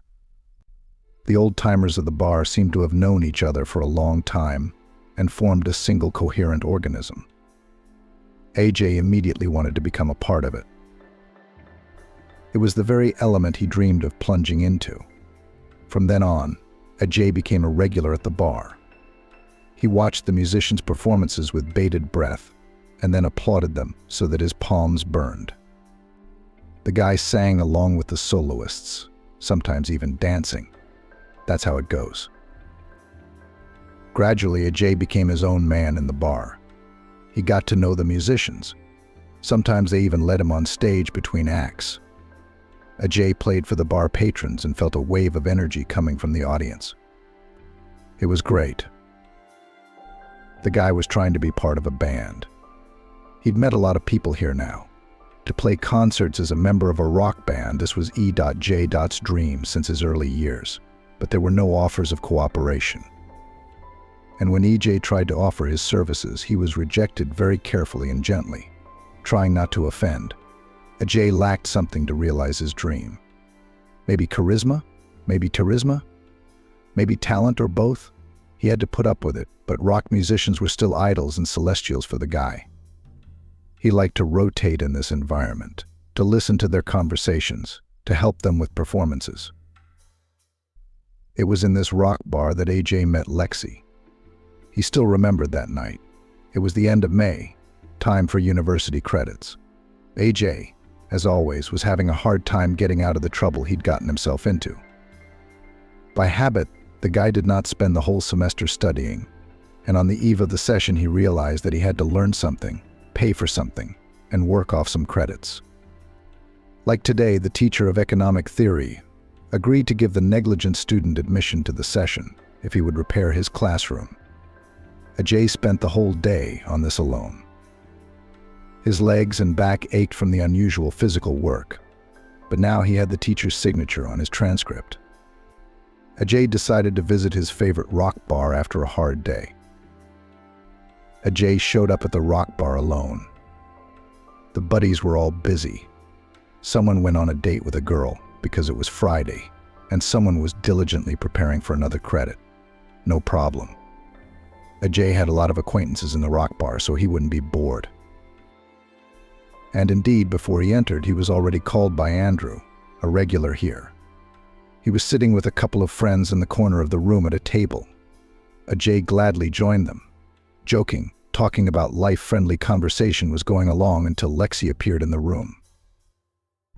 The short, thin girl was dressed in a waitress uniform, black short shorts, a black t-shirt, a long gray apron, and a name tag on her chest. Her long brown hair was gathered into a high ponytail. There was a minimum of makeup on her face, but this girl didn't need it. Nature herself painted her face with bright colors, black eyebrows, long black eyelashes, beautiful peachy skin, and huge eyes of some unreal light turquoise color. This unusual combination of colors attracted EJ's attention. And this is a new waitress. She just started her first shift yesterday, said Andrew, following his friend's gaze. Cute. I agree, but I like Janie better. Too bad she quit. Ajay nodded absent-mindedly at Andrew's words. All his attention was on the new waitress. He couldn't figure out what attracted him to her. Well, yes, pretty, but at the university he met prettier girls. This one was too skinny. Edward used to say, nothing to hold on to, but Ajay couldn't take his eyes off her. Then he realized. He was captivated by her smile, dazzling and yet modest and warm. It seemed to light up the girl's face, making it even more attractive. EJ wanted to see that smile all the time. Moreover, the guy dreamed of being the one who caused it, this smile. It was a strange feeling. It had never happened to him before. They were silent at first, and it wasn't a tense, oppressive silence, but relaxed and calm. Neither Lexi nor Ajay felt a shadow of embarrassment or awkwardness. Then all of a sudden, both of them were talking. First, they discussed the previous night and the performance of a local rock band made up of yesterday's high school students. Lexi and AJ agreed that the guys had a great future ahead of them if they kept it up. Finally, Ajay ventured into a more candid conversation. What about you? Do you have someone in your life? No, I'm single. Lexi quickly replied. What about you? Ajay couldn't answer that question unequivocally. He always had someone. Right now he was kind of dating Katie, a girl from the parallel group. They had gone on a couple dates already, but for Lexi's sake he would easily give up all the others. This girl was attracting him more and more. Ajay asked the girl to tell him about herself. He wanted to know more about this mysterious beauty who made such a strong impression on him. Ajay was experiencing previously unexplored feelings. It was both gratifying and confusing. Lexi talked about her life simply and sincerely. Ajay listened attentively, eagerly catching every word she said. Her manner of speech, her calm, gentle timbre, her facial expressions, he liked everything about this girl, absolutely everything. He didn't want to part with her at all. He hoped that the road to her house would be very long. It turned out that Lexi was born and raised in the countryside. Her ancestral home is almost 100 kilometers from Haxton. It's a cozy and quiet place, but completely unsuited for the life of young people, like most of her friends' buddies. Lexi, having finished 9 grades, went to seek happiness in the nearest city. The girl entered a teacher's college. The profession of a teacher of junior high school, she chose it not on the dictates of the heart, just somewhere it was necessary to enter.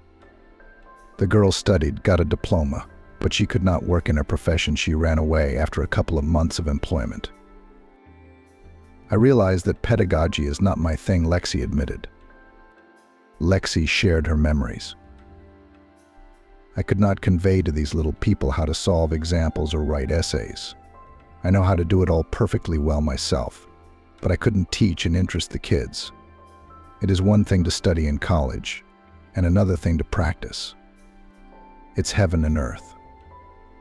I did not want to take on such responsibility, afraid to let the children go, to discourage their desire to learn, and I quit. Then I worked for a while in a private developmental center. A young, pretty girl with a pedagogical education was welcomed with open arms. It was quite different from school. Here it was not so scary to make a mistake or fail. And I myself have always liked to mess around with kids. But then the center went bankrupt and closed. I found myself on the street. I saw an ad for a waitress in a bar, so I answered it. I'm so glad your center closed, Ajay said. I mean, if it wasn't for that, we never would have met. Ajay and Lexi started dating. The quiet, modest Lexi with her dazzling smile and short stare finally won the young man's heart. And she herself, Ajay, saw it, felt it, sensed it. Lexi loved him with all her heart, with all her soul. She did everything to make Ajay feel happy around her, even to the detriment of his desires and leisure. Ajay moved into Lexi's rented apartment very quickly. They started living together. AJ's relatives weren't too happy about this fact. But what could they do? AJ was a very mature guy. What he wanted to do, he did. AJ was finishing up his degree at the university. Lexi was still working as a waitress. Her salary, his scholarship, plus monthly financial support from relatives, the young people had enough money. AJ was resting his soul next to Lexi. He felt that this girl accepted him with all his shortcomings. Moreover, she even liked these disadvantages, seeing them, paradoxically, as pluses. What eyes did Lexi look at him with? With what attention she caught his every word.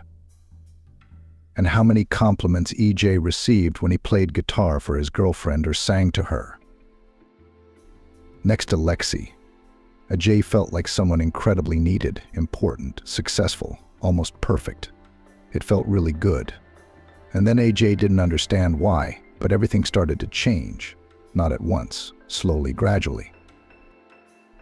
At first, Lexi's concern stopped warming his soul. AJ had somehow gotten used to her adoration and attention. Lexi made him his favorite toast for breakfast, tried to please him with something special for dinner. And it came out that the guy started to take it all for granted. Lexi no longer evoked the same feelings in him. The admiration, the interest, it was all gone. At first, Lexi seemed a mystery to AJ, so beautiful, quiet, modest. But the eyes gave away a bright nature, an exciting combination. But over time, the guy found out that there was nothing special about Lexi, an ordinary girl, even a little boring. And AJ had always been attracted to unconventional personalities. He feared mediocrity, grayness, ordinariness. He even had his own idol, Andrew Kalin. He was 10 years older than AJ. By the way, at one time, Andrew graduated from the same school where EJ studied. But to enter the vocational school, where most of those who failed, in those years, the guy did not. He formed his own band and rushed to New York. There, Kalin made a dizzying career. No, he did not become a star of the first magnitude, but still gained some fame. Songs of his rock band played on the radio. The musicians gave concerts across the country and even had their own army of fans. Kalin possessed a sharp mind and mad charisma. AJ knew him personally. Andrew often visited AJ's house. His parents lived here. And every time he came to the rock bar, where he was always a dear guest, talking to old friends, listening to local musicians. Kalin, everyone here knew him and loved him. AJ considered himself a fan of his in general. He liked everything about the man, his open smile, his way of talking, his firm gaze. Kalin had amazing eyes, sad and thoughtful. It seemed that Andrew saw through every person with those eyes. EJ wanted to be like Andrew. He even tried to imitate him, but quickly realized that he could not. Kalin was a peace product, a star, a soloist, a leader. It was Lexi's shift that night. EJ had also stopped by the bar to meet some friends and listen to a new rock band. According to the stories of people he knew, the newcomers were showing promise. The evening went on as usual. Toward midnight, AJ suddenly felt some excitement. Turning around, he saw him, Kalin, in the company of several buddies. Andrew was walking to his favorite table, nodding politely to his acquaintances. AJ rejoiced. What a stroke of luck. There would definitely be no boredom here tonight. Kalin was a man of celebration, and EJ would be sure to socialize with him this evening. Only later, when the time is right. In the back of his mind, the boy still cherished the hope that Andrew would someday help him get him on stage, or put in a good word for him. He's a powerful man, after all. He has so many connections, so many acquaintances. Maybe Kalin will even get him in his band someday, even if not in the main squad, just as a backup. Andrew lived exactly the life that AJ dreamed of: tours, performances, rehearsals, parties, communication with interesting people, beautiful girls, and most importantly, the stage. Andrew gathered stadiums, turned on crowds of people. He sang along. Thousands of eyes looked at him with admiration. Isn't that happiness? EJ seemed to have realized by the last year of university that he would not make a rock musician. And it's probably too late to start at that age. But seeing Andrew, the guy, every time again remembered his dream. In his soul awoke hope.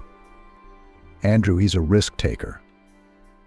After school did not go to study further, put everything on the career of a musician. And he didn't fail. It's a pity that EJ did not have the courage for such a step. Back in the day, Colin's table was served by Lexi. She smiled at Andrew, as she did at all the customers.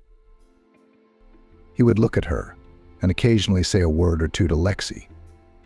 Ajay didn't hear those phrases, but judging by the look on Lexi's face, it was something pleasant. To his surprise, Ajay suddenly realized that he didn't like seeing his girlfriend being nice to Andrew. And this was clearly not about jealousy. No, AJ realized that Kaylin was surrounded by beauties of all sorts, ready to do anything for him. Why would he want to hick Lexi? Yeah, hick.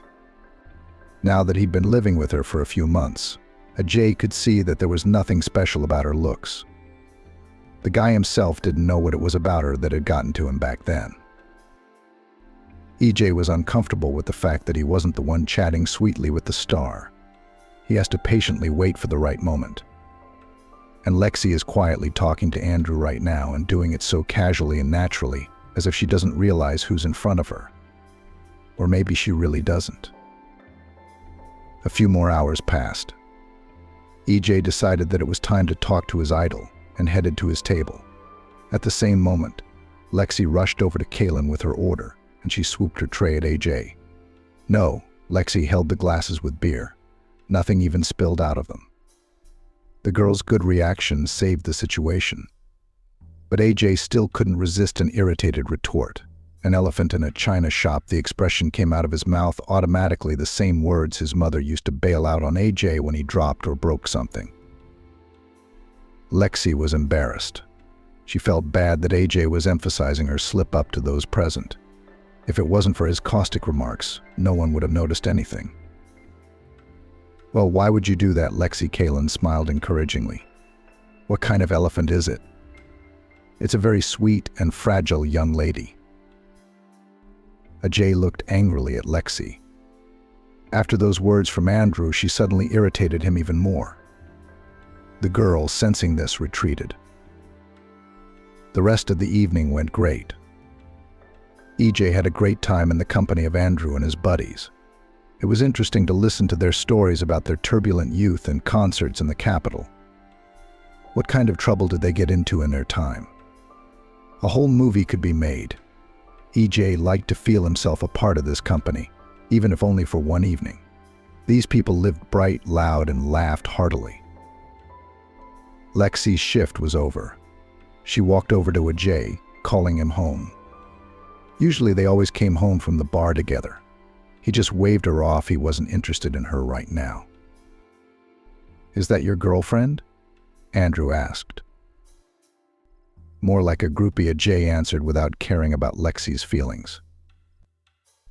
And she was standing right next to him and heard everything. But the guy didn't care at the time. He didn't want Kaylin to find out that AJ was in a serious relationship with a hick and a waitress. You're lucky. I wish I had a groupie like that, Andrew said, winking at Lexi. She smiled sadly and went to the staff room to change. She was already very tired and wanted to get home as soon as possible. Ajay showed up at the apartment where he had been living with Lexi for a few months now. Early in the morning, he thought Lexi was going to give him a scandal. Well, or at least demand an explanation. Still, he'd been very naughty to her. He called her an elephant and didn't admit to the others that she was his girlfriend. But Lexi looked kind of guilty herself. She hadn't said a word to Ajay, and then when he spoke up, she acted like nothing had happened. Looking at the guy with the same love, tenderness as before, and caring for him as well. Lexi's admiration and attention, which used to be seen as a gift of fate, now irritated AJ. What had recently seemed to be the girl's virtues had turned into her flaws. Not care, but obsession. Not natural beauty, but provincial simplicity. Not modesty, but stiffness. And yet, Ajay was in no hurry to part with Lexi. She was comfortable with Ajay. Lexi provided him with a place to live, cooked delicious meals, even ironed his shirts. And yet she didn't control his every move like his relatives did. She didn't demand reports, didn't limit him, didn't blow his mind with talk about the future. With her, Ajay lived much freer than in his native house with his grandmother, grandfather, and mother. But EJ dreamed of more. He saw himself as a successful, established New Yorker.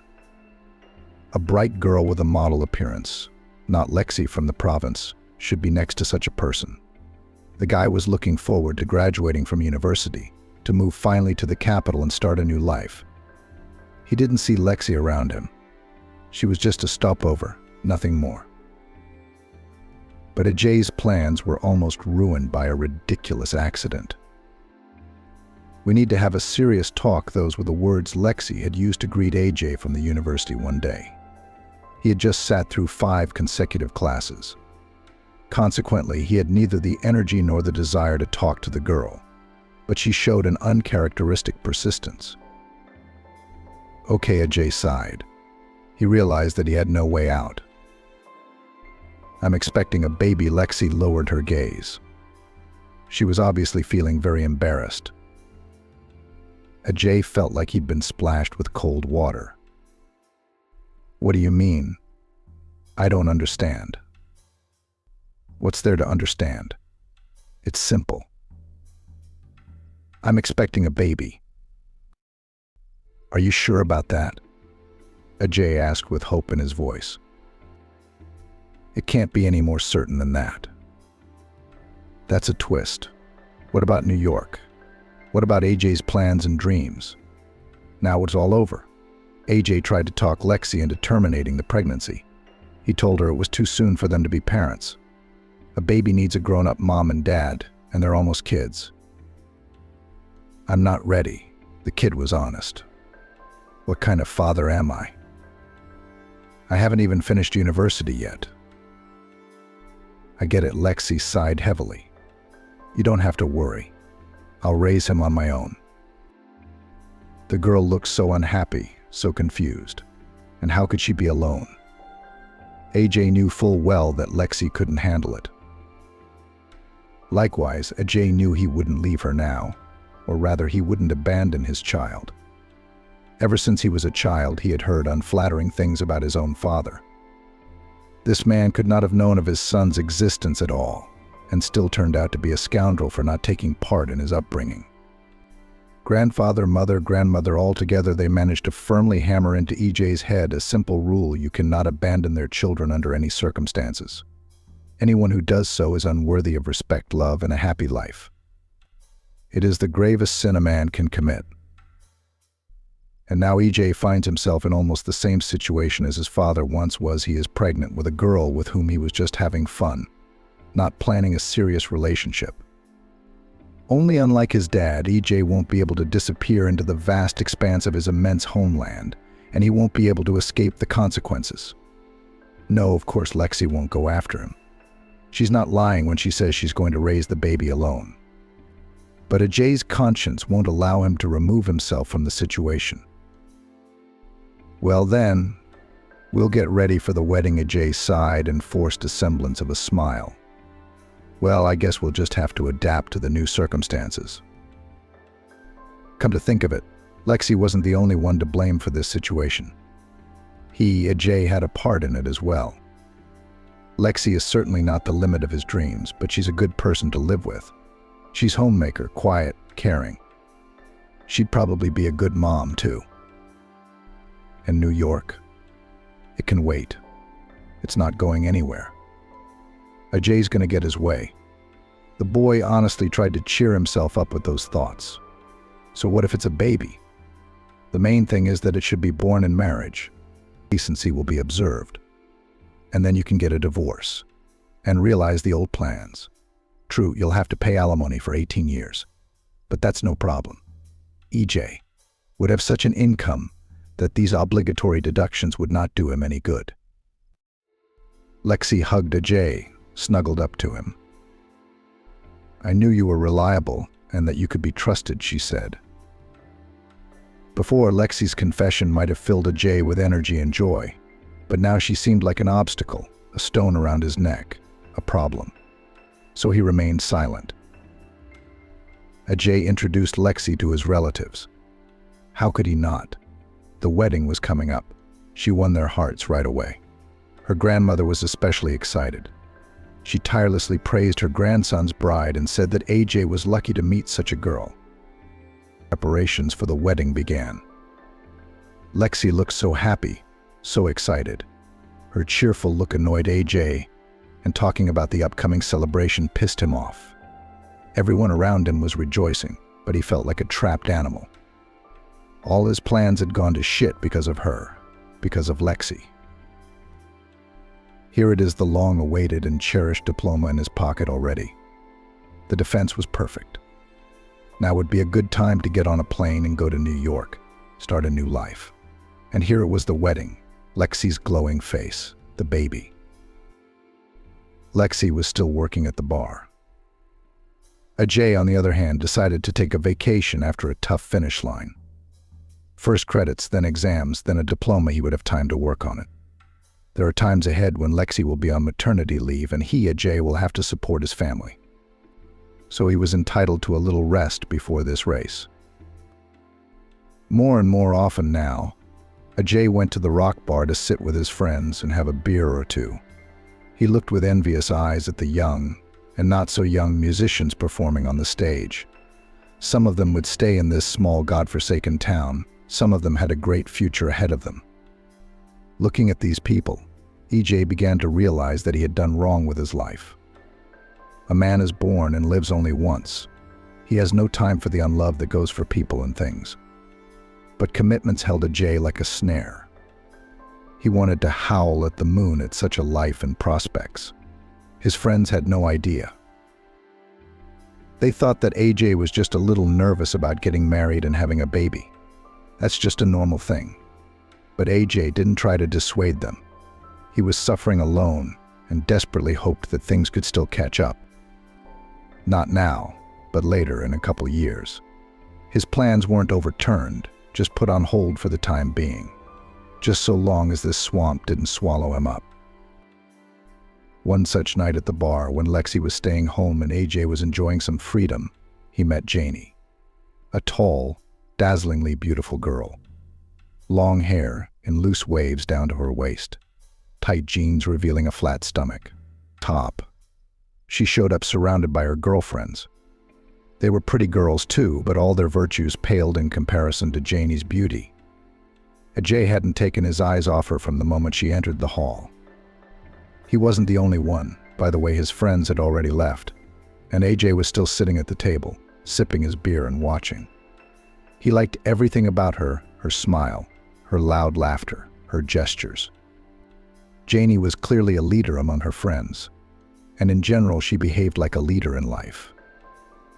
She caught Ajay's eye a couple of times, and then a small miracle happened. She invited him to her table.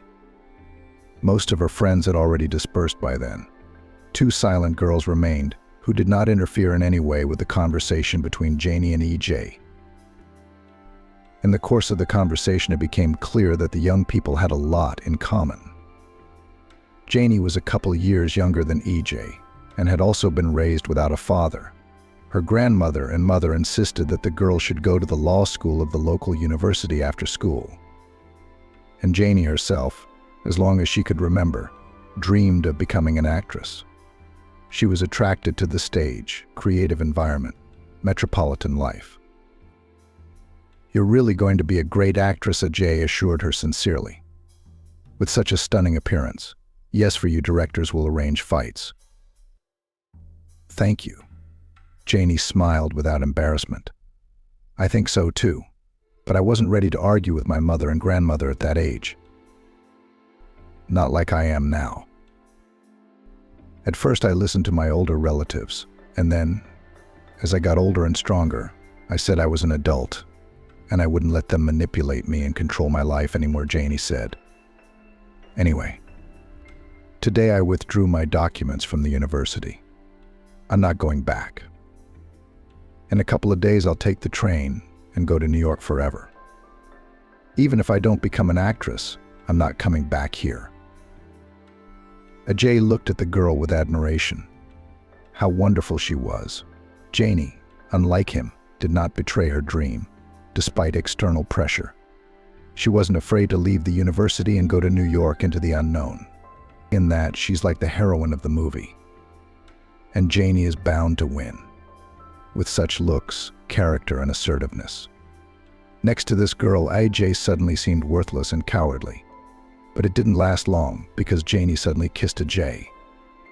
He was dizzy with surprise. Was this for real? Such an amazing girl liked him? "You're awesome," Janie informed EJ, pulling back a little. Her huge brown eyes were like two dark pools in which one could so easily drown. "Why don't you keep me company? Come with me to New York. You're feeling a little cramped in this city, too. It'll be easier on the two of us." Ajay was dumbfounded and stared at his beautiful companion. She felt him so subtly understood everything about him at once. "It's amazing." "Yes, of course," he nodded. "I'm with you." As he said it, AJ honestly thought he could handle Lexi in the wedding. He'd figure something out later. Well, he couldn't say no to such an amazing girl. Maybe Ajay would never meet someone like that again. For sure. Because there's definitely no one else like her. That night, Ajay left the rock bar with Janie. She was driving her own old foreign car that her grandfather had given her for going to law school. Janie drove the car admirably beautifully. Ajay admired her confident movements and slim profile the whole way. Then they were outside of town, in some deserted field, a desolate place. Janie turned off the engine, turned to Ajay, smiled. But how could she resist? They greeted the dawn, lying in each other's arms on the unfolded seats. At that moment, AJ had no doubt that he would break up with Lexi. He wouldn't give up the baby, of course, but there would be no wedding. It wasn't easy telling Lexi the truth. But AJ wasn't going to cheat either. Why would he do that? He's not doing anything wrong. He met someone else, fell in love. It happens. After all, he wasn't Lexi's property. He was a free man who was free to do with his life as he pleased. But Lexi looked at Ajay with those eyes. There was hope and adoration, love and tenderness in them. It was hard to tell the truth when looking into those devoted eyes. Ajay felt like the ultimate scoundrel as he bluntly shared the news with his now ex-fiancée. "Lexi," he began. She flinched. It was as if Ajay's words had caused her physical pain. Tears welled up in her eyes. "Are you in a hurry? You don't know this Janie at all. Beautiful girl. You're young. I get it. It's a fling. But why take it out on me? If you want New York so badly, let's go together. There's nothing keeping me here anyway." Ajay felt his anger boiling up inside him. This girl doesn't understand anything. He wants to go to New York to start a new life. The one he's dreamed of for so long. Maybe even make it as a rock musician. If it doesn't work out, he'll work in his newly acquired specialty. New York is a city of opportunity. He didn't need the burden of an obsessive Lexi and a baby. Lexi cried, begged, apologized. Ajay never realized why. The guy was angry, insulting the girl, trying to hurt her as much as possible. He realized that he was being cruel to Lexi. But his angry words were his way of trying to break the connection with the annoying girl, to push her away from him. And she was really starting to annoy AJ a lot, pissing him off like never before. Ajay reminded Lexi of her country roots, her not always literate speech and narrow-mindedness. He accused his ex-fiancée of lacking ambition, calling her a dumb peasant, a burden. Lexi nodded in response to all these insults, agreed and promised to change. Another woman in her place would have gotten angry, started insulting her unfaithful fiancé back. But she clung to EJ with all her might and was willing to forgive him absolutely anything. It even felt a little good. Next to Lexi, Ajay felt like a prize, almost a deity. See how she was fighting for him. The guy realized that by humiliating the girl he was trampling her, but he couldn't stop. He was getting revenge on Lexi for causing him so much trouble, and he was also asserting himself. Eventually, Ajay left Lexi's apartment, slamming the door. At that moment, he felt light and free. No, of course, the kid wasn't going anywhere. He'd have to pay child support. Maybe even socialize with him. AJ didn't want to be as mythical a character in the eyes of his own son or daughter as his own father. Of course, he wouldn't keep the child. He would be an occasional presence in his life, and of course provide for him. This little man will eventually realize everything, and will be proud of his successful, determined father. Ajay decided to dispense with explanations with his relatives. Things would hardly go as smoothly here as they had with Lexi. He'd call later and tell them everything. When he gets there, he'll leave a note. And by the way, ask them to keep an eye on Lexi and the baby. No matter how hard he tried, Ajay couldn't get the baby out of his thoughts. He already felt responsible for this little life. The 24 hours before leaving, Ajay stayed with his buddy Edward and then the train station. Janie's shining eyes, heading off to her new life with only a light backpack, a long road trip behind her. Ajay withdrew all his savings. His grandfather set aside a tidy sum for his grandson EJ to save each year. It was, he said, the startup capital that every man needs. Now this money came in very handy. EJ used it to rent an apartment for him and Janie. They lived on it for the first time, until they found a job. Grandfather, grandmother, mother, they were always trying to call AJ. Probably wanted to tell their son and grandson that they resented what he'd done. Thought they could influence him, maybe even bring him home. But the kid dropped those calls. He explained everything to them in a letter, and to talk to his relatives until they cooled down, had not the slightest desire. And then time would pass, things would settle down. Ajay will find a job. To get a job in the capital, he will have something to please his own. That's when they'll talk. Until then, it wasn't time. Janie thought AJ was doing the right thing. Older relatives are often the ones who drag us down without realizing it, she said thoughtfully. When AJ dropped the call from his mother again, I thought, they're trying to force us into their own boxes, trying to make the kids live by their own rules. But we're not their property, and we don't have to organize our lives to please them. We are individuals, adults. Ajay agreed with every word Janie said. True, they hadn't been together long.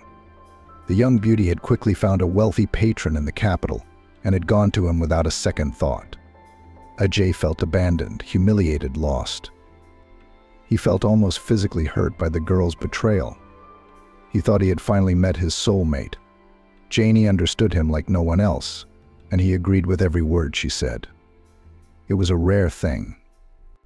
It seemed like the two of them could do it together, to conquer New York shoulder to shoulder, and now it's happening. But the boy couldn't suffer for long. He had to find a new place to live, look for a better paying job. Going back was out of the question. After a month and a half of fruitless searches, EJ finally got lucky. He was hired as a junior economist in the staff of a not too successful, but obviously reliable company. It seemed to the guy that this was just the beginning, the start of his way to a successful, prosperous life. But more than 10 years passed, and still there. EJ still worked at a not the most prestigious position. He had barely moved up the career ladder, and he didn't have any prospects. Then, after getting a good job, the guy called his mother. He was ready for a serious conversation. Yes, of course, the mother will shout, accuse her son, maybe even demand that he return. But the parent surprised Ajay. How could you do this to us, to Lexi? That question, the reproach, was quite expected. The boy remained silent, letting his mother blow off steam. But her next phrase made an incredible impression on him. Lexi was so worried about your betrayal that she lost her baby. She ended up in the hospital, barely saved. We called you to tell you Lexi was in the NICU. And you never answered? Ajay was digesting the news. Oddly enough, he was hurt at the thought of the baby being gone. In theory, A guy should be happy the problem had solved itself. But he felt a mixture of pain, disappointment, and unspeakable longing. Did AJ get over it? Of course he had. Now it was even easier to turn the page and start his life over. AJ worked hard, with prospects, saving money. His whole life consisted of reports and traveling from the office to home and back. No partying, no bright new acquaintances, and certainly no beautiful girls. AJ had completely abandoned his guitar. It was now gathering dust in a corner, unneeded. There was no time to play, no mood. After a couple of years, EJ managed to take a mortgage on a small apartment in an old house in the suburbs without repairs, but it was his own. Relatives helped with the first installment. Further, the guy himself then sincerely rejoiced, thought that the beginning was laid. But again, time passed and nothing changed. EJ lived in a tiny two-bedroom on the outskirts of the capital, spending a lot of time on the road to work. Pulled money from paycheck to paycheck, saved on everything, and only in social networks on his pages carefully built the image of a successful man. It seemed to be working out pretty well. AJ knew that his friends and relatives from his hometown were watching him. Let them think that their fellow countrymen had succeeded. AJ's personal life didn't work out. No, he had the occasional fling. But all these ladies were like one, they had to stay somewhere for the first time. E.J.'s apartment was being used as a staging area. The man was well aware of that, and now he was already thinking of Lexi with longing and nostalgia. Her care, tenderness, love, sensitivity, attention, respect. Next to her, AJ felt like a king. She gave him the feeling of wings behind his back. And the others, they always only used AJ. The man understood it perfectly well and agreed. Where could he go? Back then, in his youth, it seemed to AJ that he would have many more like Lexi. Only as the years passed did he realize that strong feelings and sincerity in relationships were rare. Only there was no taking anything back. AJ was very happy to get a call from his old friend Sam. They had been together since high school and until E.J.'s departure for New York. Life, of course, divorced the buddies in different directions, but they were still connected by many things, warm memories, common childhood and youth. All of this does not disappear without a trace. Now it turns out Sam has decided to settle down after all. He has a wedding coming up, and he invites his childhood friend, who now lives in New York, to the celebration. But what a New Yorker will find time in his busy schedule for an old friend? 100 years have not seen each other, and here is such an occasion. This half-joking phrase once again convinced EJ that in his hometown he is considered quite established and happy man. The activity in social networks was not in vain. EJ has never once traveled to his hometown in all these years. His mother, grandmother, and grandfather themselves have been to visit him a few times. And AJ? He didn't want to go back for some reason. But now the man suddenly felt that he was ready to see his small homeland again, to meet old friends for whom he is a successful economist from New York, to walk along the streets familiar from his childhood, to visit a rock bar, to feel himself not a gray loser, but the capital's successful guest who managed to build a career, to get out of the wilderness. It's so great, isn't it? Of course I will, Sam AJ replied to his friend. AJ arrived in his hometown in the late afternoon. He didn't take a cab. He decided to walk. Not much had changed here. Same dusty stretches of highway, same sidewalks, same lush greenery. Familiar streets, parks, squares. A strange feeling came over the man. He longed for his past self, young, full of plans and hopes. It seemed that he was not like all the others, ordinary. They would stay in this city, and he would be something like Andrew Sokolovsky for the people of the city, acquaintance with whom the locals would be proud. It didn't work out. Of course EJ lives and works in New York, but it's not what he once dreamed of. True, the locals don't realize it. At least for 1 week, AJ would feel like the man he wanted to be when he was younger. That was good. The family greeted his son and grandson with joy and warmth. They hadn't seen each other much lately. Grandmother and grandfather. The older relatives had become quite old, and once they had both seemed energetic, strong-willed, all-powerful. Time spares no one. And Mom is no longer the beautiful young woman she used to be. Yeah, they're the only people on the whole planet who care about AJ. When they were gone, the man didn't even want to think about the days when he would be all alone. The next day, AJ met Sam and his fiancée at a coffee shop. At first, AJ was confused by so many strangers. Then his friends responded to him. All of them came to the party with their other halves family, serious people. They all had children, jobs, apartments, cars. Looking at old friends, standing on the arm with their wives, EJ once again felt that his life was passing somehow aimlessly. Solemn wedding, obligatory promenade with a photographer to the memorable places of the city. Champagne was flowing. The guests cheered, laughed, and showered the newlyweds with compliments. Edward and Nayli really looked great, beautiful, in love, happy. Then it was the restaurant's turn. Ajay was relaxed by then, getting to know everyone he didn't know. The guests treated him warmly and friendly, asked about New York, spoke respectfully about EJ's career. Everything was exactly as he had imagined. At the restaurant, the dressed-up crowd was already waiting for the toastmaster, a cheerful, smiling fellow. A new batch of guests had gathered on the porch. It was here that EJ got a surprise he hadn't expected. Among the crowd of newcomers, he saw Lexi. At first, the man couldn't believe his eyes. He thought it was just a dream. But why would she be here at all? Lexi had changed, of course, but not so much that AJ didn't recognize her. Still the same huge turquoise eyes, long, slightly wavy hair. Slender, touching, almost transparent. Only now there was a confidence in Lexi's gaze that made her face even more attractive. Lexi was wearing a flowing dress of a marvelous emerald hue that went so well with her eyes. Her hair was nicely pinned up, revealing her beautiful face, and it spread over her graceful shoulders. She looked much younger than women her age and radiated warmth and energy. Ajay could feel it even from a distance. "Is that Lexi?" Ajay turned to Kaylin standing next to her. "What is she doing here?" "Lexi?" Edward invited her, Edward answered. Ajay grinned. Kaylin wasn't helping him much. Lexi noticed him at that moment too. Their eyes met, and Lexi smiled.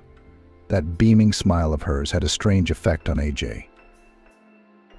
Ajay didn't even immediately remember what a beautiful, radiant, warm smile Lexi had, illuminating her face with some special light.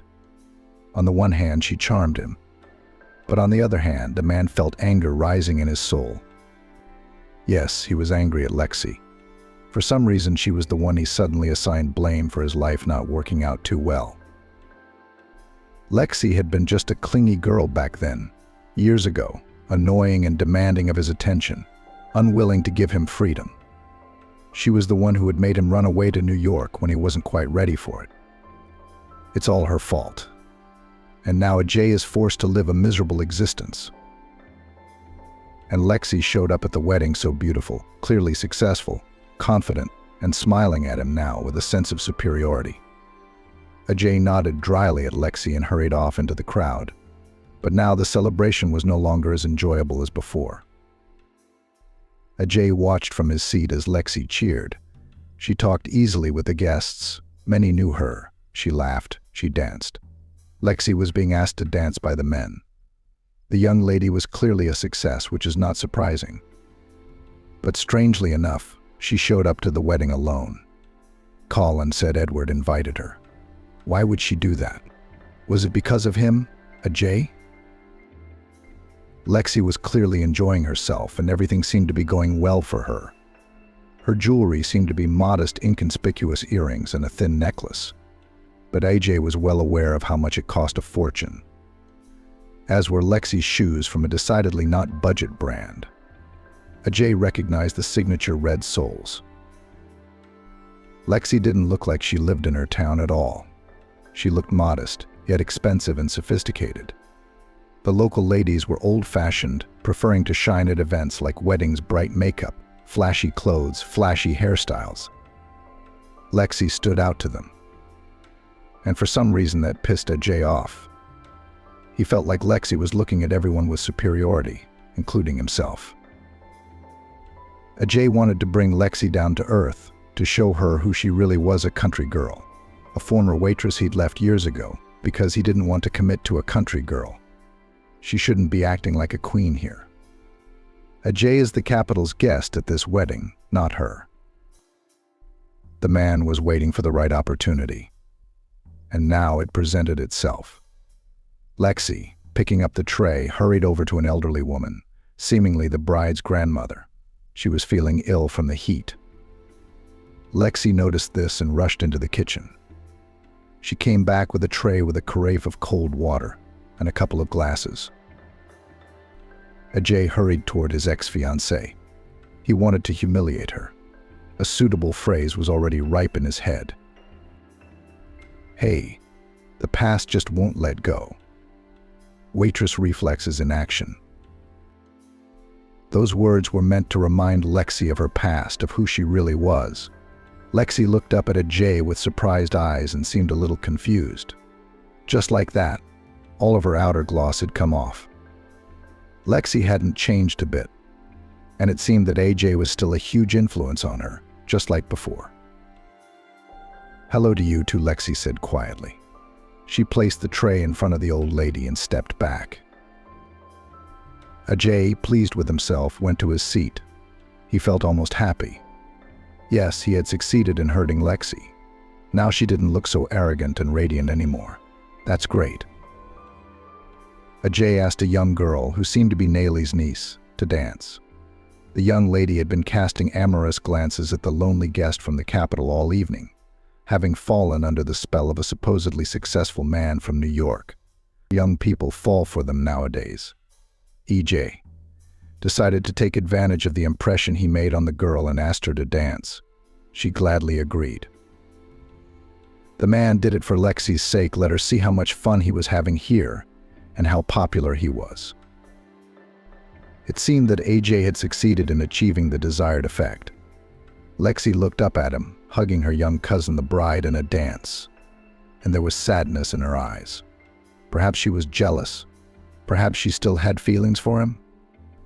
It was nice to think so. But it wasn't enough for the man.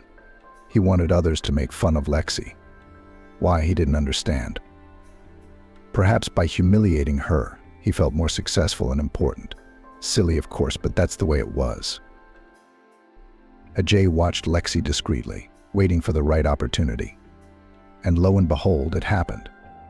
The girl didn't notice the champagne spilled on the floor and slipped, awkwardly swinging her arms. This moment was seen by many people.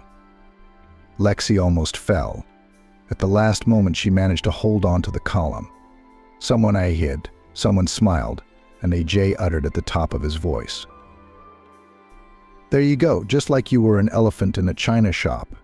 You're still an elephant in a china shop." "Are you talking about the elephant in the china shop again?" came a suddenly familiar voice. Ajay shifted his gaze from Lexi to the man at her back and couldn't believe his eyes. It was Kalen. He had recently arrived at the restaurant, otherwise AJ would have noticed his idol. Kalen, keeping his eyes on AJ, offered his hand to Lexi, helped her up and gave her a familiar hug around the waist.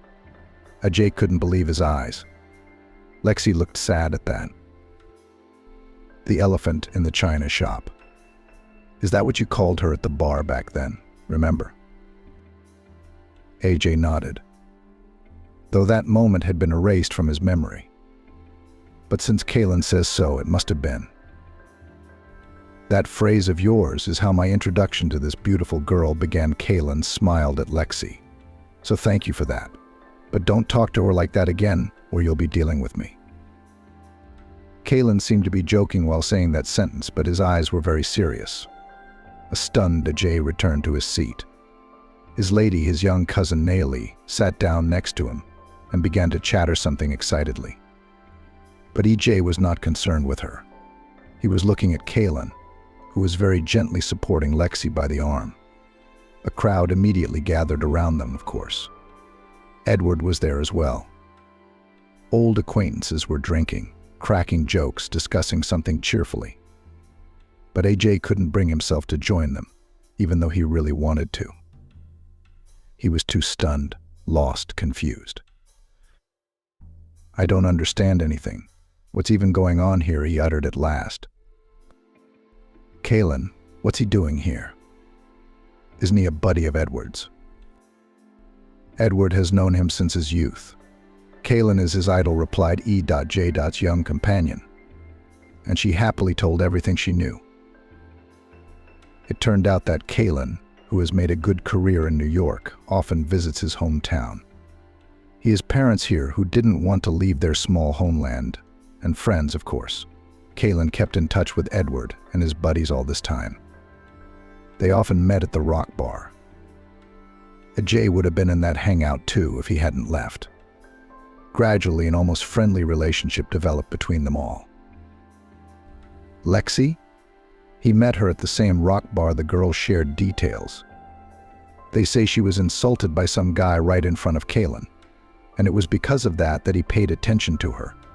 He liked her immediately. Kaylin fell in love with her, even wrote songs for her. In my opinion, those songs he wrote for Lexi are the most beautiful. But I think she was in love with someone else at the time. Some unhappy love affair she had. That's how I would edit this text. Who can resist Kaylin? And this girl was hoping, expecting something from her old boyfriend. He'd done something bad to her, dumped her before the wedding, I think. And that's when she was in a terrible state. Nayli said Lexi was even in the hospital. I don't know what happened to her, but AJ knew. He knew why Lexi was in the hospital, because she was so distressed. She lost her baby, their baby, Edward and Nayli told me. Lexi didn't go back to work at the Rock Bar. She went to her family in the country. And Kaylin found her, got her address through some acquaintances, and went. Kaylin himself. It's such an amazing story. I never would have believed it could happen. Don't believe in fairy tales after that. Yeah, it's a really unique story. For some reason, AJ was picturing it all very vividly. It was like watching a movie. Kaylin went to the Rock Bar every night, hoping to meet the waitress who charmed him. Of course, he learned all he could about Lexi from mutual acquaintances. Edward, Sergi, Andrew, all of them, of course, knew about AJ dumping Lexi before the wedding and moving to LA. The guys didn't judge. They understood their friend. Especially since he wasn't going to give up on the baby. They even supported him. Approved of this deed. Well, everyone can fall out of love, but dreams should come true, Andrew said in a deep voice when he found out AJ was leaving. Kaylin saved Lexi, pulled her out of the depths of despair. Been there for her during the most difficult time of her life. At first, Andrew came to her village every day. Every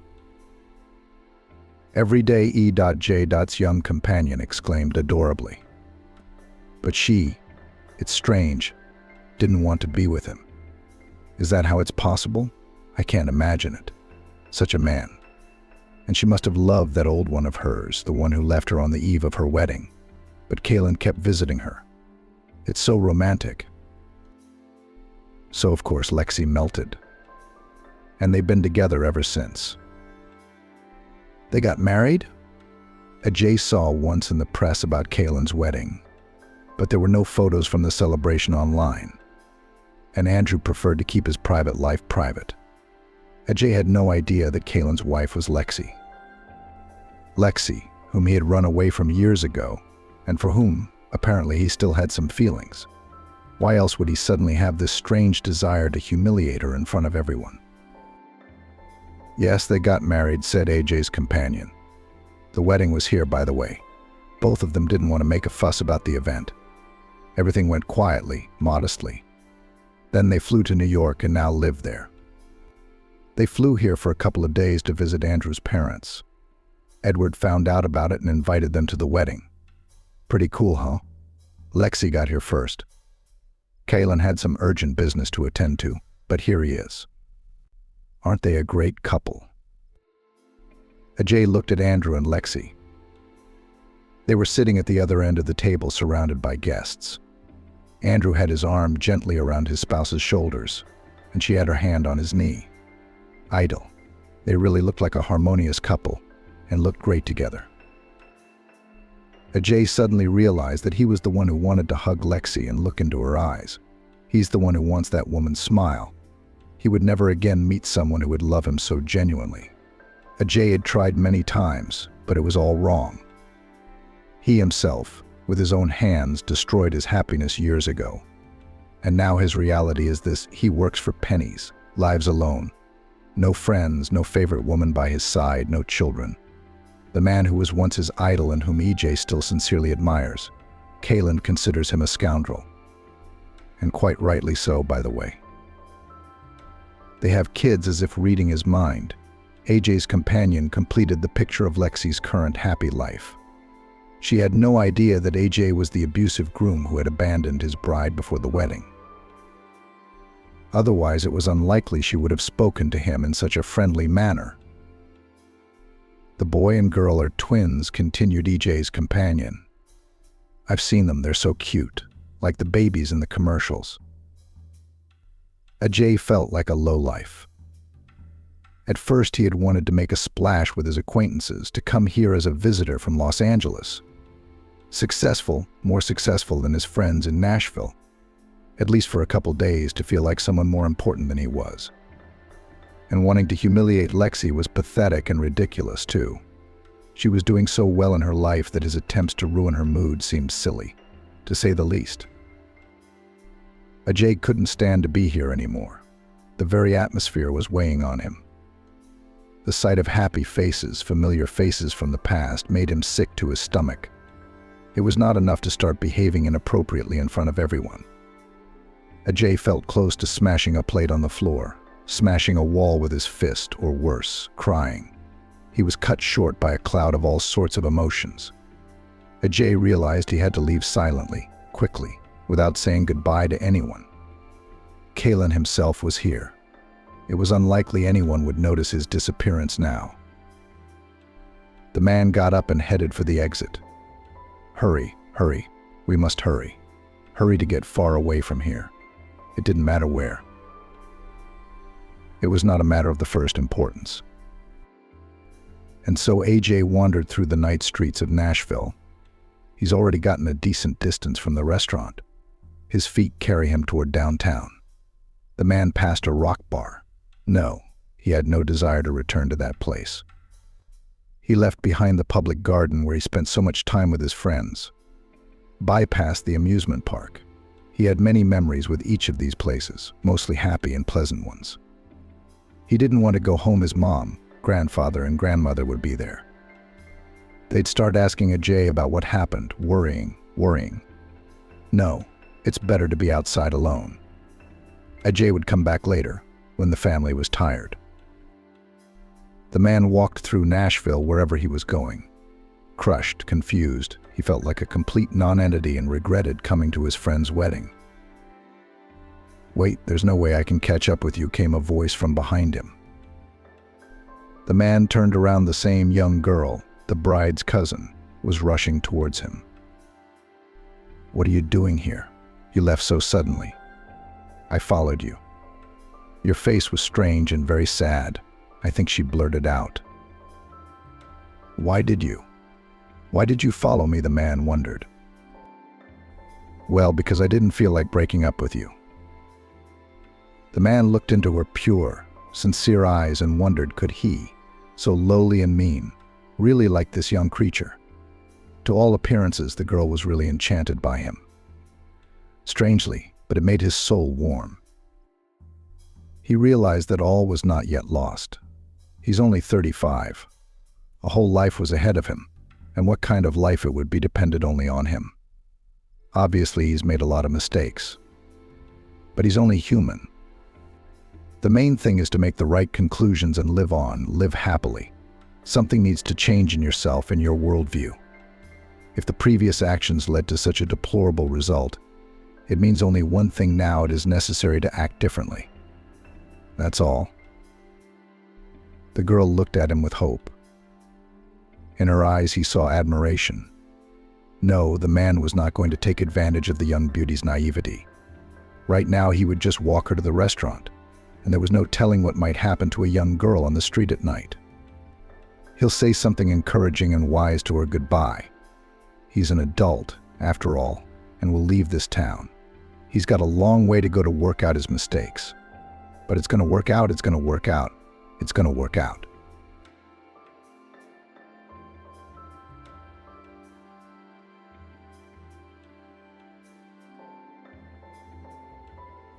Found her under the fence, mother-in-law, kicked out pregnant daughter-in-law. But she couldn't have imagined such a thing. Lexi remembered perfectly well how her father had left the family, trying to take almost everything he could carry out of the apartment. She had come back rather late from her girlfriend's birthday party and almost fell down, tangled in a pile of appliances, things, for some reason stacked at the doorstep. The girl even thought that someone had broken into the apartment and wanted to jump out into the entrance. But she heard her parents' voices coming from the big room, which served as a bedroom and a hall for the reception of merry companies. Hurriedly pulling off her boots, hanging her jacket on the coat rack, and tossing her backpack, Lexi headed out to find out what was going on, and caught a strange and scary scene. Her parents were fighting as hard as they had ever fought before and didn't even pay her any attention when she peeked into the room. It was as if Lexi's daughter suddenly saw a total stranger instead of her adoring father, a violent, screaming man with a throbbing vein in his neck. It seemed as if this angry stranger was about to start destroying everything in the apartment, but instead he methodically walked around the room and collected things, not stopping to argue with his wife. What makes you think I'm a horny deer? When were you ever going to tell me the truth? Never. Live, Eugene, wear horns, work and pay for everything. What made you so sure, Isabel, that I wasn't going anywhere? You thought I was a fool, so you stopped hiding your affairs. That's great. Don't think you're going to get away with this. If you file for alimony, you know I'll contest it. I'll have them do a forensic audit. I know now that all these years I've been raising a daughter who wasn't my own. Lexi froze on the threshold, shocked by such strange news. But her mom didn't look confused or hurt. If she had, she would have cried, claimed there had been a mistake, offered to double-check everything. But no. The woman responded just as aggressively to her husband. "Oh, Eugene, you make me laugh. He won't pay alimony. He's going to ask for a forensic test." Who are you going to hurt? Have you ever heard the saying about the father who raised the child? How are you going to explain to Lexi that she's nothing to you now? Won't you have a heart of hearts for her? You remember how much fun you two have playing together, skiing, even going fishing in the winter and summer. Are you going to forget all that? Throw it out of your head like garbage in a bucket. Good father. He forgot his daughter in no time. The man threw everything he had in his hands to the floor with rage and swung to hit his wife. But he held back and shouted, "How can I still treat her if she is a visible reminder of your sin? Isabel, you knew I wouldn't forgive adultery. Then why did you make me do it, even though there was a risk that it would come out? Raising someone else's child. What's inside? You couldn't wait for me to come back. I was traveling long distances for my family, trying to make more money so you wouldn't need anything. When Lexi was born, I worked even harder. What about a baby in the family? There's so much to do. I just don't know why I stayed up 24 hours a day sometimes. It turns out I didn't really have a family. Just a cheating wife and a kid that the nanny took out on the side. Eugene, I'm sorry, it was just a random episode. A moment of passion, nothing more. I've tried 100 times to explain it to you, but I was afraid you wouldn't understand." The man even found the strength to laugh. "I wonder if Isabel's a thing. I think I had a right to know the truth from the beginning. Then maybe it wouldn't be so painful now. I fought with my mom for you. It was like she could feel your lying nature in her heart. Eugene turned away from Isabel so she wouldn't see the tears in his eyes and noticed Lexi standing in the doorway. The man felt uneasy. He'd thought of this girl as his daughter for so many years that it was impossible to fall out of love with her overnight. "I'm sorry, Lexi," the man said, and began to gather up the things he had left behind. Then, waving his hand, he sat down on the couch. "Lexi." Mom didn't know what to say. The girl solved the problem herself. Walking up to the man, she lowered herself to the floor in front of him so she could look into his eyes and said quietly, "For me, you will forever remain the most real daddy. Just so you know, whenever you want to talk to me, I'll always be glad to." The man couldn't help himself. On impulse, he hugged the girl he had considered his daughter for 14 years and headed for the exit. Lexi heard the head of the family rumbling something in the hallway, but she didn't go out. To the girl in general, this situation seemed like some kind of strange, sticky nightmare. Only when the front door slammed, she dared to ask, "Mom, how come? Why did Daddy think I wasn't his own daughter?" Isabel, from whom the subtle odor of booze emanated, did not lie. "Oh, but it's embarrassing to tell your own daughter that. But you're an adult, so listen, if only so you don't make the same mistakes I did. I married Eugene when I was 18 years old. He'd already been in the army, got a job as a delivery driver. He brought goods to the store where my mother, your grandmother, ran the store, and he saw me. Anyway, he started courting me. But his mother and my mother, of course, were against it. They thought we weren't a couple at all. My mother said I'd die of boredom with a village level. She said that he can only talk about the quality of manure, and with him, even in the movies, will be ashamed to go to the movies, not to mention the theater. But you remember your grandmother, Lexi. You should remember your grandmother. You were 10 years old when she left. Do you remember how she wasn't shy with her words?" A confused Lexi nodded. The grandmother she was named after, she remembered. She was always on parade, but she could express herself in such a way that there was nothing left to say. Isabel took a breath and continued to share the family secret with her daughter. "My mother-in-law, who, like my mother, also single-handedly raised a child, was not shy in expressions. Directly in my eyes called me a city slut. She declared that she would not give her blessing for her son's marriage to a slacker. But who would listen to the young people then? We got married, and of course I went to the village for 80 days. And then I settled down in this city apartment. We lived well, at least at first.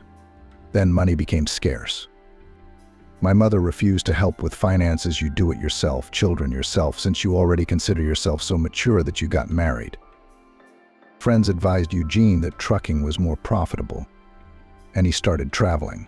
The money did get better, but I got bored. So I decided to go to my high school reunion to get some compliments. A guy who'd been courting me since high school just turned my head.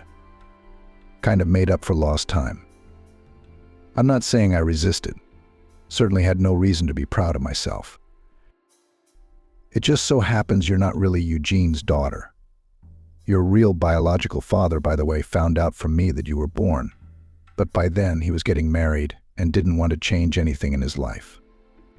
So I had to keep lying.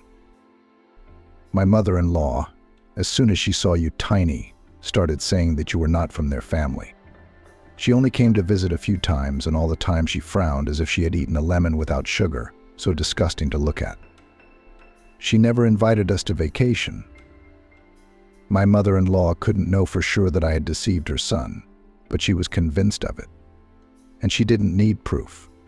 I'm sure she kept telling Eugene you weren't his daughter. Yes, she must have planted doubts in his mind, even though it took years. But today, Eugene, your father, has changed. I mean, not really, but, well, Eugene started making complaints about me for not doing my chores around the house, for coming home from work drunk. He said I was setting a bad example for you, his daughter. In general, in the heat of the moment, I couldn't stand it. I blurted out everything that I had kept secret for a long time. Blurted out that you are not his daughter at all. So stupidly, with my own tongue, I destroyed the delicate balance. Lexi didn't know what to do. She was drawn to her father. And paradoxically, she felt sorry for her mother. And it also hurt like crazy that her familiar world was crumbling.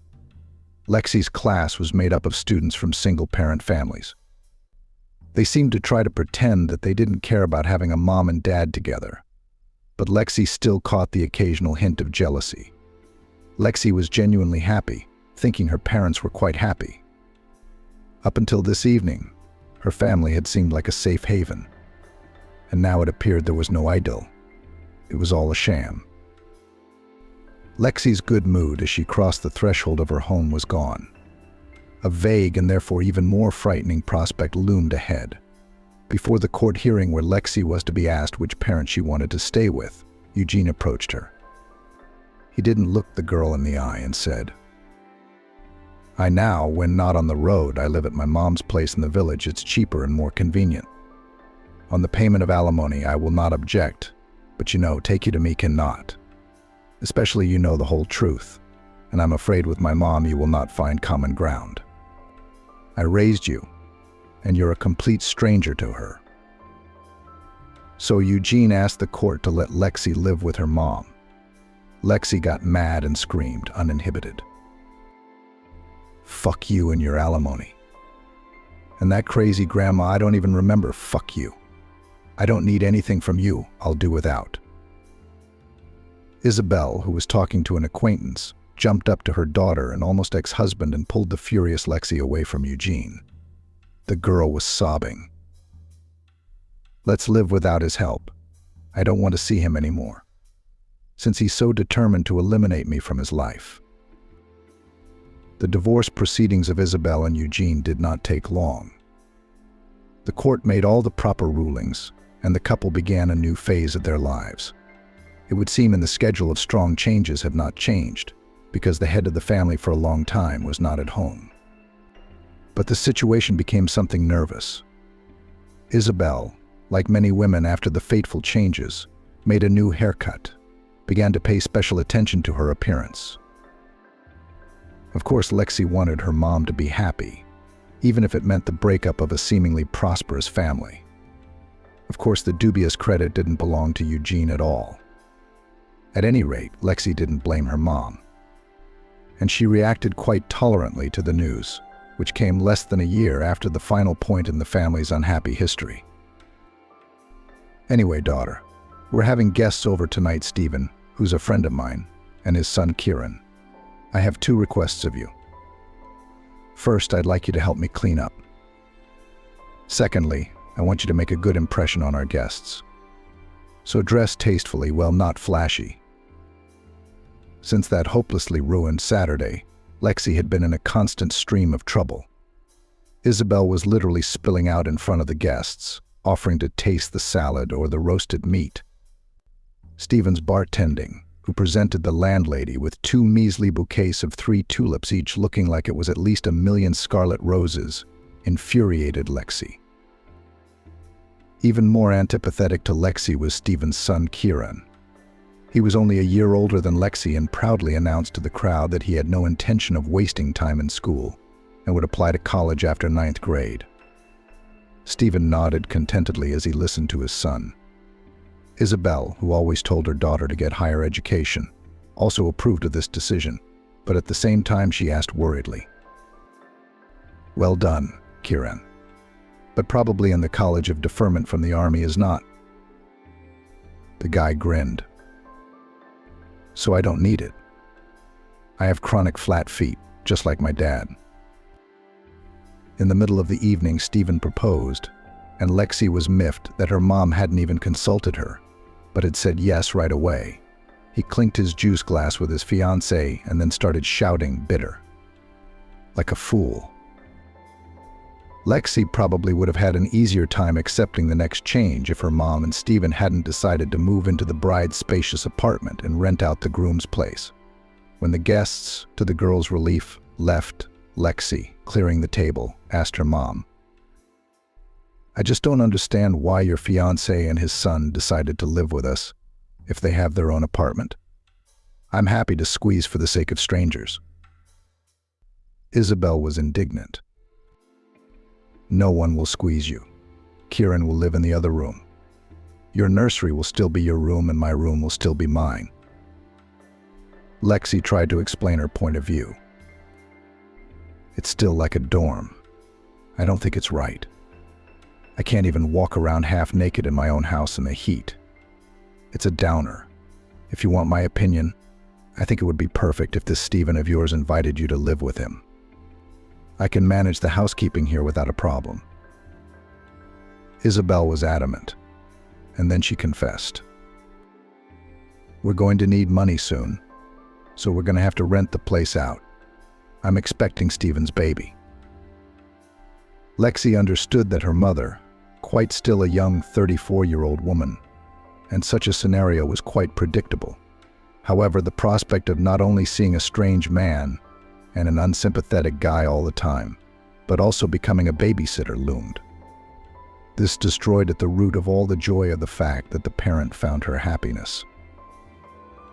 Stephen, unlike the man Lexi had long considered a father, didn't bother to work at all and mostly lay on the couch. Kieran, to the girl's great joy, did not flicker in front of her eyes for very long. One day he simply gathered his things in a bag and, asking his father for money, said, "Anyway, I'm moving in with a friend. She and I are kind of on good terms. Besides, her parents went abroad and from her house to college is a 3-minute walk. Okay, have fun. I'll send you money." "Just kidding. I'll come to you for financial support." Isabel tried to protest, reminding her stepson that he had just turned 16, but he smirked and said, "Isabel, you should be jumping for joy that I'm moving out, not playing the caring hen." Besides, he nodded at his stepmother's visible belly. "You'll soon have noise, screams, and the stench of maggots. What the hell do I need that kind of happiness for?" Stephen didn't scold for his rather brazen treatment of his stepmother.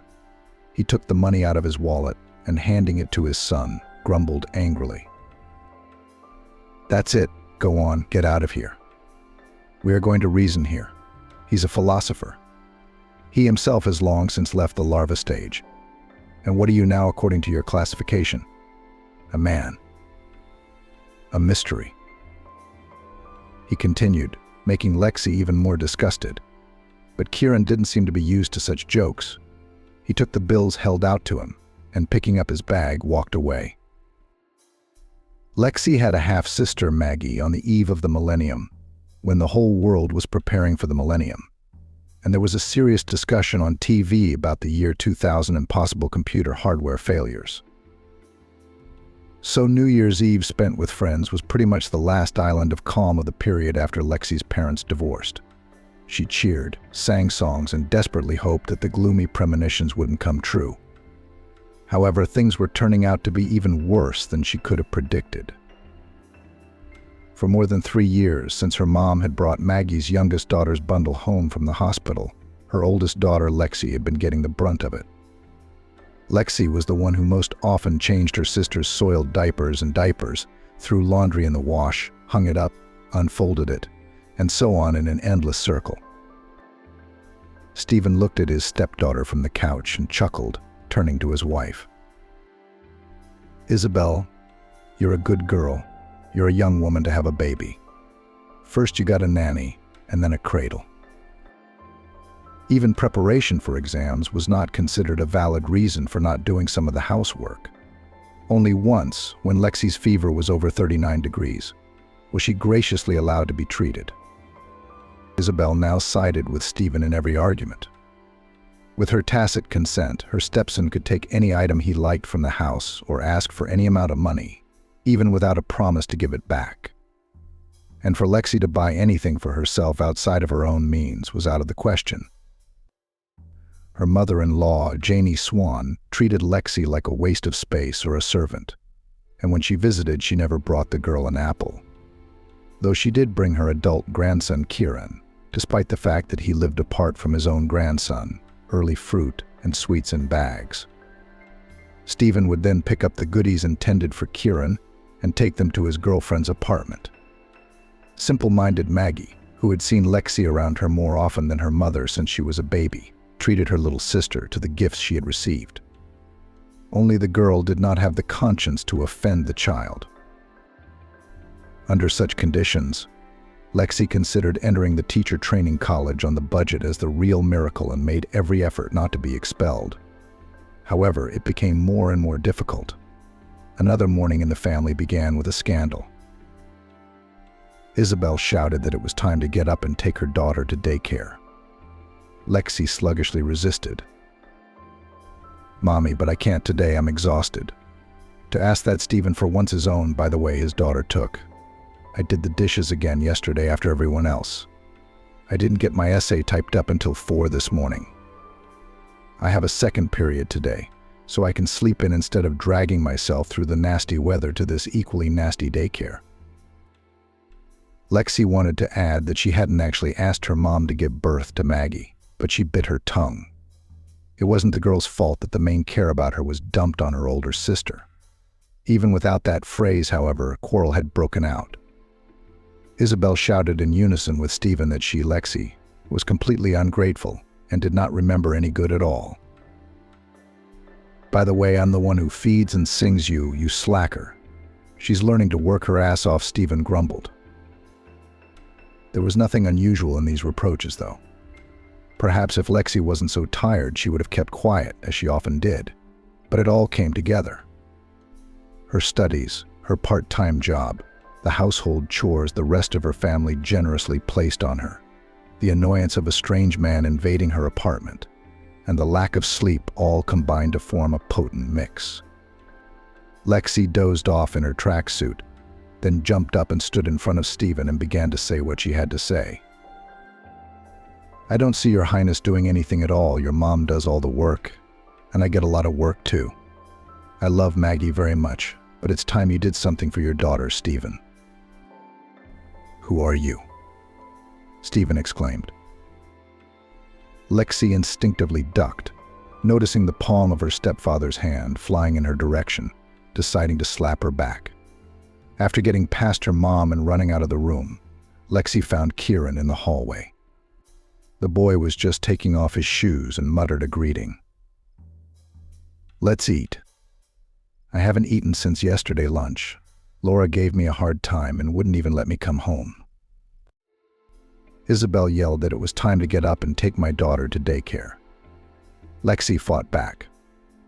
"Mom, but I can't today. I'm exhausted." To ask that Stephen for once his own, by the way, the daughter took.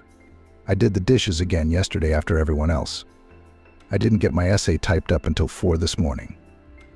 I have a second period today, so I can sleep in instead of dragging myself through the nasty weather to this equally nasty daycare." Lexi wanted to add that she hadn't actually asked her mom to give birth to Maggie, but she bit her tongue. It wasn't the girl's fault that the main care about her was dumped on her older sister. Even without that phrase, however, a quarrel had broken out. Isabel shouted in unison with Stephen that she, Lexi, was completely ungrateful and did not remember any good at all. "By the way, I'm the one who feeds and sings you, you slacker. She's learning to work her ass off," Stephen grumbled. There was nothing unusual in these reproaches, though. Perhaps if Lexi hadn't been so tired, she would have kept quiet, as she often did. But it all came together. Her studies, her part-time job, the household chores the rest of her family generously placed on her, the annoyance of a strange man invading her apartment, and the lack of sleep all combined to form a potent mix. Lexi dozed off in her tracksuit, then jumped up and stood in front of Stephen and began to say everything she had accumulated. "I don't see your highness doing anything. Your mom does all the work, and I get a lot of work too. I love Maggie very much, but it's time you did something for your daughter, Stephen." "Who are you?" Stephen exclaimed. Lexi instinctively ducked, noticing the palm of her stepfather's hand flying in her direction, deciding to slap her back. After getting past her mom and running out of the room, Lexi found Kieran in the hallway. The boy was just taking off his shoes and muttered a greeting. "Let's eat. I haven't eaten since lunch yesterday. Laura gave me a hard time and wouldn't even let me come home. Isabel was yelling at me to get up and take Maggie to daycare." Lexi fought back sluggishly. It had been over a year since she'd seen Eugene. Their last phone conversation had been crumpled. It seemed Eugene was trying to cope with a personal tragedy by overworking himself beyond measure. Lexi's attempts to call him had been unsuccessful, and there were no replies to messages sent. "I guess my mom is keeping quiet about the mystery of my birth because of my lover," Lexi thought. "And everything would have been fine up until now. Now I have to suffer through an old mom's sin." As expected, the apartment was rearranged that evening when Maggie's crib was brought in. Lexi's already small room was cramped, but there was no other option. She flatly refused to stay in the pass-through room, which caused a scornful remark from Kieran. "Oh, you'd think someone would be looking at you." The guy was clearly being sly, though. Lexi noticed that he didn't miss the opportunity to stare at her unhindered. Since Kieran had moved in, things had gotten worse. When no one was around to see, he made lewd suggestions to his stepsister, though he reduced them to jokes afterward. He pinched the girl, slapped her ass, and laughed in her face, noticing the consternation in Lexi's eyes. She repeatedly complained to her mother. The latter promised to deal with her stepson, but the conversations had no positive effect. Kieran didn't put Isabel in any way, and, making round eyes, presented the situation as if it was Lexi who was hitting on him, not him. Stephen, who had been advised by his stepdaughter to rein in his son, stood up for him. "And you, too, don't play the innocent part in front of Kieran. There's no place for a modern girl to try out." Lexi realized that there would be no help from her mother, and even less from her insolent husband. Sometimes Kieran would go away for a few days. Only then did Lexi sigh in relative peace. One summer morning, Isabel had taken Maggie to daycare early so her oldest daughter could sleep in a little longer, building up her strength for her last exam. Lexi rejoiced in vain at this good fortune, however, because as she was taking a shower, Kieran opened the bathroom door in the most unceremonious manner, ripping out a lock of hair on one side. Smirking, Kieran stated to the half-sister hiding behind the translucent curtain, "Hear me out, cutie. Or shall we start with me rubbing your back?" Grabbing the first vial from the shelf, the girl threw it at the insolent man. It was unlikely to scare him off, but someone rang demandingly at the apartment door, and Kieran muttered, "You've interrupted me at the most interesting point. I'm going to go see who's here." Lexi, horrified, hurriedly threw on her robe and ran to her room to get dressed. What was outside the door didn't inspire confidence in the girl. Dressing quickly, she pulled a pepper spray out of her backpack, determined to use it without any warning if Kieran got in her way. Without even combing her hair, she began to make her way to the exit. Fortunately, she didn't run into her half-brother. From the sound of water running, he was in the bathroom. The girl was furious. She was running out of patience. Of course, she could change the lock to a stronger one, but she realized that it would not solve the main problem. She was defenseless against Kieran, who did whatever he wanted. She wasn't going to be a victim, so she planned a serious conversation for tonight. Having passed the last difficult exam scheduled for that day, even better than one could expect after the stress of the morning, and thus closing the summer session, Lexi was glad that at least this problem was over. As agreed, the girl picked Maggie up at the daycare center, and on the way home she pondered how to start a conversation with all the residents of the apartment. She didn't want her little sister to witness the scandal. But it was possible to send her to the nursery to watch cartoons. What child would refuse? In the meantime, she would raise the central issue that having Kieran living in the apartment was in no way acceptable. After Maggie rushed off to the nursery after dinner, Lexi asked to stay in the kitchen for Stephen, who was about to go to his favorite couch by the TV. Kieran clearly didn't expect Lexi to dare tell him about his morning prank. he immediately started making excuses. I didn't realize the bathroom was occupied. It was obvious he was lying, and the girl blushed with indignation. Oh, what an ignoramus. And the fact that the water was on and the bathroom door was closed from the inside didn't clue you into anything. What are you lying about? Lexi took a breath to calm down a bit, to keep her tone of voice even and not startle Maggie with a scream, and continued. Anyway, Kieran, I can't stay under the same roof with you. Nothing good will come of it. With Mom and Stephen, you're still somehow playing the part of a decent person. But as soon as you and I are alone together, how do you act? It was noticeable that Kieran was nervous, but trying to make excuses for himself. Ugh, you're so serious. I was just trying to make a joke. So what if you're pretty? Do you even look at yourself in the mirror? There will be no reaction to your lean appearance. A liter of water won't be enough to make me want to look at you. Her half-brother's hurtful taunts didn't hurt her, and she gave her mother an ultimatum. You can't go on living like this. I'm very concerned about Kieran's behavior. Mom, either you kick him out or I'm leaving.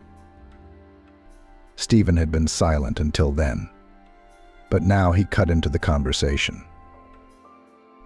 Then go. Get the hell out of here. You're provoking Kieran yourself. As the saying goes, if the dog won't do it, the purse won't do it. I don't need you accusing him of any wrongdoing. That snake is hungry. Get out to here. You don't need to be slinging mud at my son in the hutch. Lexi was hurt not so much by her stepfather's words, but by the fact that her mom hadn't even thought to defend her. Isabel was silent. She acted as if she'd talked to Stephen about it a long time ago and decided everything was not in her daughter's favor. Mom, why aren't you saying anything? That you won't even say a word in defense of your daughter, who is now being insulted by your husband? Or do you also think I'm provoking this Kieran? Or is having a man in the house more important to you than what happens to your daughter? Even two? Maggie's in danger too. I don't know what that Kieran guy's got in his head. She's little, and she'll be easy for him to handle it all, Lexi pleaded. Stephen became enraged. You cunt, keep your fucking mouth shut. If I ever hear that kind of suspicion about Kieran again, I'll have you out of the apartment in a heartbeat. Lexi was confused for a few moments at her stepfather's insolence. She couldn't find the right words. And then, trying not to shout, she asked, Is it okay that this is my mom's apartment and I'm registered here? How am I going to get out of here? Maybe it's you and your difficult junior who will vacate the territory. Kieran should have been in the army a long time ago, but you did your best to get him out of it. And now that bum's overexerting himself, he's groping me. So I want him out of here before I smash his empty head in. When's he gonna pinch me again or make me dirty with his eyes? Let that precious one go to his own apartment, that's for rent. Or eventually let him rent, better yet. Both of you dreaming cowards out of here. Isabel didn't know how to extinguish the conflict that had erupted in the family. So she asked, Let us all calm down and tomorrow we'll solve everything calmly. The morning is wiser in the evening. Lexi was uncomfortable with her mom's attitude.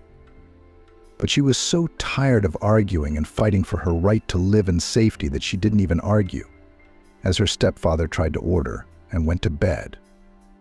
Her premonitions were grim. Judging by her mother's behavior, she wasn't going to chase any of the men away, so she would have to leave on her own. Okay, at least the session is behind us. You can, as an option, ask for somewhere in a children's camp, even if not a counselor, just as long as here, in the home apartment, where she no longer felt safe, not to stay. Sleep wasn't in either eye. When Lexi heard someone approach the room over the creak of the floors, the girl realized the person on the other side of the door was stomping around, apparently listening to see if the girls were asleep or not. The situation didn't seem to arouse any suspicion.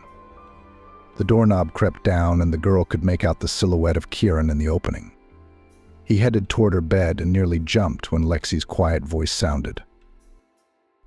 "You make one more move in my direction, and I'll have the whole house ransacked.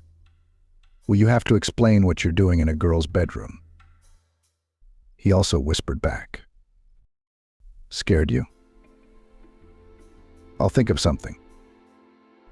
The stepbrother was approaching, and Lexi didn't hesitate to yell. She yelled at full force, as if releasing her accumulated irritation and anger. The girl didn't care. Nothing was stopping her. "What's that roaring?" Maggie woke up. And the neighbor from downstairs, a not quite adequate bile man, banged on the radiator. Lexi didn't stop screaming even when her mother and stepfather appeared in the room. The girl was silent only when Kieran splashed a glass of water in her face, which stood on the nightstand of the youngest daughter. It didn't calm the girl, but it did silence her from the liquid that had entered her mouth. "Maggie, stand up for Lexi," the girl pleaded. "Lyra, something you said to Lexi about her selfishness, bad parenting." But the girl didn't care under that eerie cacophony. Lexi hurriedly gathered her things. "I'm not staying here a second longer. I highly doubt Kieran showed up here in the middle of the night to apologize. Anyway, Mom, I'm off and I expect you to pay for your share of this apartment, or get that creep completely out of my sight." Stephen glared at Kieran and his furious stepdaughter with clearly discernible anger and did not react to his sobbing daughter. Isabel, clutching her head, went to get her medication, reporting to nowhere. "God, what's the big deal about having a material dispute in the middle of the night? I need to take a sedative." Lexi crouched down next to Maggie, stroked her head, said goodbye, and passing the kitchen where her mom sat at the table, reminded her, "I'm expecting a call, and as soon as possible for the rest of your stuff I'll come back later. Hopefully everything will be safe." Lexi was shaking with anger, but she stubbornly walked toward the train station to go to the only person who could help her. In the waiting room, Lexi opened the secret notebook she thought her roommate had given her in 3rd or 4th grade. She found the entry she wanted among the pages: 11 Main Street, Maryberry Village, 11 Main Street. Janie Swan, a line that Eugene had written long ago, when Lexi still had what she thought was a strong, happy family, and said it was his mom's name and address. The man promised that one day they would all go to visit her to try to move past their former differences. Lexi oriented herself and bought a ticket to the station closest to this Holmesley. Based on the information, it would take a walk of about 4 kilometers. But that wasn't what was confusing Lexi.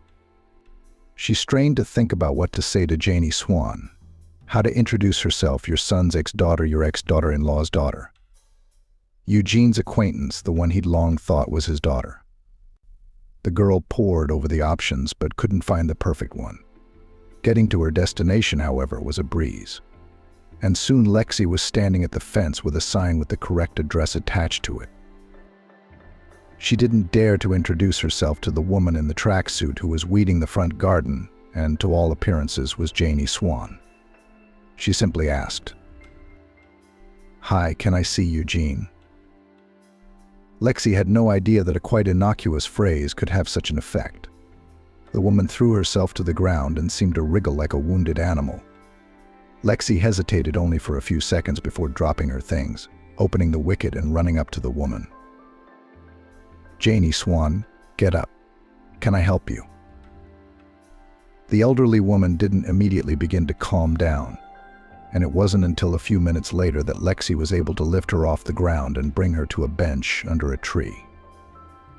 Janie Swan exhaled noisily, pulled a vial out of her pocket, and ordered, "From home, get me a mug of water and some pills from the fridge." Peering into the box, Lexi spotted the medicine for Stephen and a vial of valerian. She ran into the house, and after quickly finding all the medications she needed, she rushed to find the old lady. On the table, she noticed a photo of Eugene with a black ribbon across it. She felt bitter to the point of tears and sobbed. Eugene was the only person she considered a father. And even though it was Kieran's fault that the relationship between the supposed relatives had been destroyed, Lexi still missed him.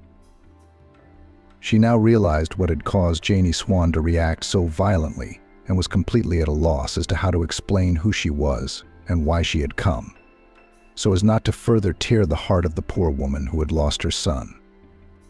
After all, if it weren't for her complicated, unhappy family history, Lexi would need help. The girl brought pills and water to Janie Swan, and when she took the medicine, she asked, "Should we call the doctors?" Janie Swan shook her head. Then she brushed away a tear and wiped her eyes.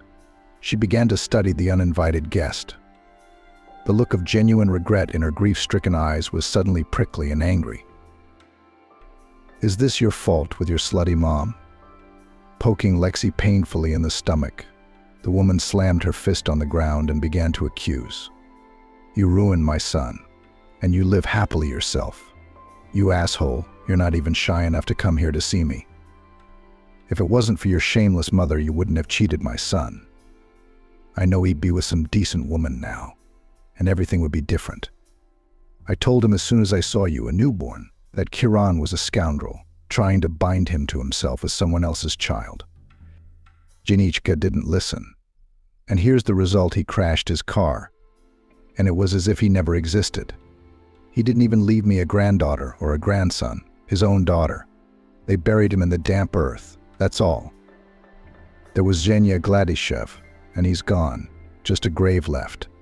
Get out of my yard. Why did you come here? My eyes wouldn't have seen you."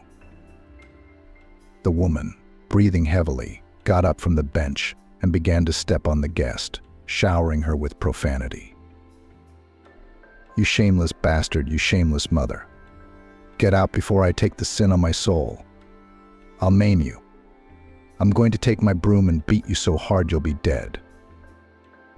Lexi mumbled an apology, which Janie Swan didn't even seem to hear, and ran out of the yard, picking up the things that had been left by the fence. The girl decided to visit Eugene's last shelter. She couldn't see him as a stranger after all. She had seen where the cemetery was when she went to the Gladyshev's house, and it was not difficult to find the grave of the son of that mistress who was angry with her. A simple cross with a photograph and a plaque with 2 dates. That was all that was left of Eugene. Lexi felt as if all restraints had been lifted from her. She began to tell in front of the grave everything that plagued her. Tears ran down her cheeks as she complained. "Daddy, I don't know what to do at all. I have to look for a place to live, because my heart knows that my mother is not going to exchange the apartment. I don't want to be stuck in there with those difficult people. I just feel sorry for Maggie, but it's not like I can't help her. I can't help myself." Of course, Lexi didn't expect to have an epiphany at the cemetery and realize how to proceed. But after recounting her misadventures aloud and not holding back her sobs, a blissful emptiness set in. After saying goodbye, Lexi walked to the side and reached out and stroked Eugene's picture. "Goodbye. And don't be offended if I can't come for a long time." Love was leaving. Logs were piled by the fence near some house, and the girl decided to see if there was any live and work in the town next to the village. She pulled out her phone, and in doing so, the smart device, the first assistant of modern man, completely discharged. Her nerves were already on edge without this unpleasantness, and although Lexi thought she had no more tears left, she cried again. The girl didn't notice anything around her, not even the buzzing mosquitoes that stung unprotected parts of her body. Lexi almost jumped when a mocking male voice sounded above her head. "Hey girl, did you decide to make that pond? But it's no good. We have specially stacked logs here for building and you are pouring tears over them. Get up and come with me." Lexi raised her head, wiped away her tears, and looked at the handsome man standing in front of her, about 25 years old. The stranger held out his hand to her. So what was the tragedy? Lexi didn't share the details with the man and blamed her tears on her dead cell phone. "But if you have a charger, it's not a problem. You have my house right behind you. There's a free outlet. Let's go." The man held out his hand to the girl, but Lexi was hesitant to trust the stranger. "Joe," shouted a woman walking down the street. "Who's sitting under the fence?" The man smiled at Lexi and informed, "Joe, it's me. And that's my mom coming. Judging by the bags, the evening bus has arrived, and she and the driver of the sister of the guests handed over. I'm going to run to meet my mom, and you don't go anywhere. We'll solve the issue with your phone." Lexi had nowhere to go. Without the information support of her smartphone, she felt too insecure, suddenly afraid that she might have forgotten the charger during her hurried packing. The girl opened her bag and searched for it. To her great joy, she had it with her. Lexi exhaled. Now all that was left was to find a place with an outlet. She could try going to the local store. But she had no idea what hours it was open until. Joshua, after taking the bags from his mom, stepped first and hugged the girl and asked, "Well, now you're not afraid to go inside. It's not like we're going to be alone." Lexi replied, "I'm not afraid, but it's probably not very comfortable." "Oh, come on. What's your name, by the way? Because my mom won't understand that I'm bringing a strange girl into the house so easily." "Lexi. Well, nice to meet you. Grab your stuff and follow me. You can meet your mom at the house, 'cause I see you're already pretty bitten by mosquitoes." Joe put his bags on the kitchen floor and started charging his favorite phone. "But it seems to be blinking. Now you have to wait a little while and then you can turn it on and use it," he said. "Thank you, Joshua." Lexi started to thank him, but didn't have time to finish. The lady of the house appeared in the kitchen, breathing noisily. She looked at her guest carefully, rested her hands on her broad sides, and asked her son, "Joe, this girl is not one of ours.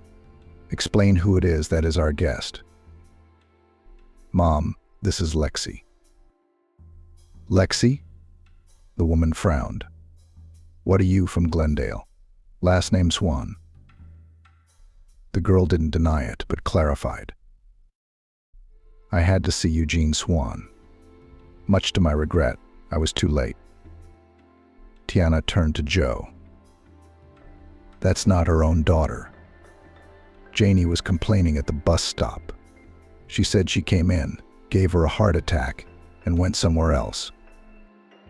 Joe couldn't resist an ironic remark. If Aunt Janie had had a heart attack, would she have gone to the bus stop instead of the nurse's station? Any alternative means of treatment practiced there? Tiana, as if not noticing her guest, replied to her son, "Oh, Joe. Oh, you've got to be kidding me." Janie wanted to find that newcomer by the hair. She said she wished her mother had kicked her ass when Eugene brought her into the house to meet her. Janie knew right away that her son would be unhappy with that woman, and that's how it happened. But you remember how. He came back from town a few years ago. You should have buried him, honest to God. The women said he brought almost nothing with him. Left it all to his wife and his estranged daughter, Lexi, here. They said Maggie had given him some serious horns during the marriage. Joshua wrinkled his nose. "Mom, you know I try not to listen to gossip." Tiana waved her hand and turned to the girl to satisfy her curiosity. "Where have you been? You've been sitting under our fence all the time. Why didn't you go straight to town or to the station?" Lexi answered, "I went to the cemetery. You may not believe this, but I really feel sorry for my dad. I've never known any other dad. He was the one who wiped my tears when I got my first bad grade. He gave me my first bouquet of flowers, carried me on his shoulders, even braided my pigtails when my mom was busy. It wasn't easy to lose that kind of kinship all at once. She sat at the grave and didn't even notice how much time she spent there." Tiana's heart trembled, but she wondered, why did everything stop at ours? Was it just by chance? Where I could sit, I stopped. I'm sorry to bother you. Now the phone will charge a little, and I'll go away. Joe smiled. Ma'am. Where are you going to go at night? By hitchhiking, of course, you can get to town. But a young and beautiful girl is hardly worth the risk. Mom, let's let Lexi sleep on the couch in the summer kitchen. It's warm, and she won't get cold. I'll take her tomorrow morning. Tiana was indignant. So as to rush to the aunt to pick up the transmitter, then you have no time. And when you go for a ride with a girl, I'd be happy to do that. It's not dark yet, though. We can pick honeysuckle, pea pods, and strawberries, radishes, parsley, and onions outside. It'll be fresher tomorrow morning. Take everything to your aunt and take it to her. Let her sell it. Now the first herbs, berries and vegetables are expensive. Everything will be a help. The woman shifted her gaze to Lexi and demanded, Anyway, while your phone is charging, let's go. Give me a hand, young lady. I need to get some rest since we're on the road tomorrow morning. Although picking small honeysuckle berries wasn't Lexi's usual task, she did it quite nimbly. Slowly but surely the cups filled with gray berries. Just as Tiana had instructed, Lexi didn't fill them to the top and compose them into the box with the cells. When the two bushes were relieved of their burden, Tiana called out to the girl, Come here. As Lexi approached, the woman outlined a new front of work for her. Look, pick the pea pods carefully, not all of them. Don't touch the unripe ones. You also need to make your bed. Lexi nodded. She wanted to thank the people who had decided to take her in. She didn't feel strong enough to go anywhere right now. At least a little respite was needed after the harvest was done. Tiana invited both her son and the uninvited guest to the table. It was only at that moment, when the smell of potatoes stewed with meat reached the girl, that she realized that all she had eaten all day was pies and soda at the train station. Trying not to look hungry, Lexi started eating. However, the attentive, scrutinizing glances Joshua was throwing at her made it hard for her to relax. The man really liked the girl slender, modest, not a nasty character. She went together with his mother to the vegetable garden without any problems. She didn't even gesture her displeasure. And this despite the fact that it was obvious the girl is clearly a city girl, unused to the fresh air. She sits sluggishly after tea, her eyes closed. But the conversation her mother was having with her, asking about her life, was supportive. Joshua didn't really listen to the dialogue, but he even felt sorry for the guest who got instead of dinner to the interrogation, and he decided to stop the torment of the unfortunate. Mom, we're leaving early tomorrow. Just get Lexi some bedding, or else she just won't be able to wake up in time for tomorrow. Lexi, who was really tired both physically and mentally, looked at the man gratefully, and Joshua realized that he wished the girl would always look at him like that. He liked her more and more every minute. In the morning, Joshua drove Lexi to the neighborhood center, and as he prepared to park near his aunt's house, he asked the girl, Listen, are you heading back to your hometown or what? The girl shrugged. I don't know. I still have to think about it. I can't go home. I will probably look for a place in some children's institution. Of course, I don't have a diploma yet, but I have my credits with me. Maybe someone will take pity on a student. I'm looking for a live-in position. Joe slapped himself on the forehead and said, Look, why didn't I think of that? Let's go to my aunt's house together. Maybe she needs a helper for the summer season. She lives alone in her apartment, and I think she needs company. So Lexi found herself in a small district center 100 kilometers from his hometown at Joshua's Aunt Digit. The apartment was decorated in a minimalist style, and the girl was not very cozy in it. After a short acquaintance, the hostess asked Lexi to sit in the kitchen, and together with her nephew, she went into the far room and asked, Well, why did you bring me this girl here? I have a decent apartment, by the way. Your mom already called me and warned me that you may not come alone. She's the one that Eugene's dumbass raised as his own for years. Her nephew saved her from having to tell the woman the situation. Lexi had simply asked him to get her a job at the market. That's it? I'm not going to be alone, Digit snapped. No, Joe, I can't trust anyone I don't know. It's a trade, after all. Especially since I've got a score to settle with that girl's mama. You were just a kid when Eugene brought that girl to the village to show her off. He wanted to marry me before that, by the way. How can I live in the same apartment with that bitch's daughter? That Lexi's family is rotten. So nephew, I'm sorry. Joshua tried to change his aunt's mind. But kids aren't responsible for their parents' sins. Or, in this case, the mother. Lexi seems pretty sane, so I don't think you'll regret it. Don't even say it. You want to help this Lexi. Give her some money to get home, and she can get a job in her big city. The wages are higher there, the landlady said.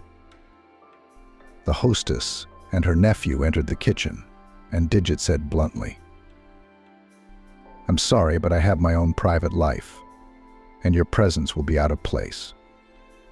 And I don't need any helpers. As they say, I can handle everything myself. Joshua didn't want to part with the beautiful Lexi, and he thought feverishly about how he could get her phone number. To the man's surprise, the girl wasn't upset at all, but even pleased.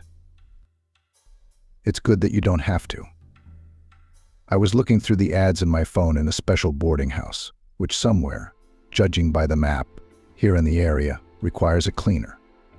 Not a very prestigious profession, of course, but not deadly. In addition, an accommodation and food is provided. It's a fabulous offer. The only disadvantage is that there is no public transportation to this boarding house, as the smartphone suggested, so I would have to order a cab. A wild number just popped up on the screen. Joshua, I just have a favor to ask. Lend me the money to get there. As soon as I get my first paycheck, I'll wire it to you. But what if you go there, see it, listen to it, and you don't like it? Why don't I take you there? I'll wait to make sure everything's all right, and then I'll leave, Joe suggested. Digit, who had overheard this dialogue taking place in her kitchen, was not too surprised at his nephew's insistence. Joshua had always had a crush, ever since he was a little boy. I remember when he was about 6 years old, he brought a girl from the next street over to his house and told her that she was his fiancée who would be living with him. He also had a few hobbies at school. At the send-off to the army, at least 3 girls were shedding tears over him, and he had already grown up.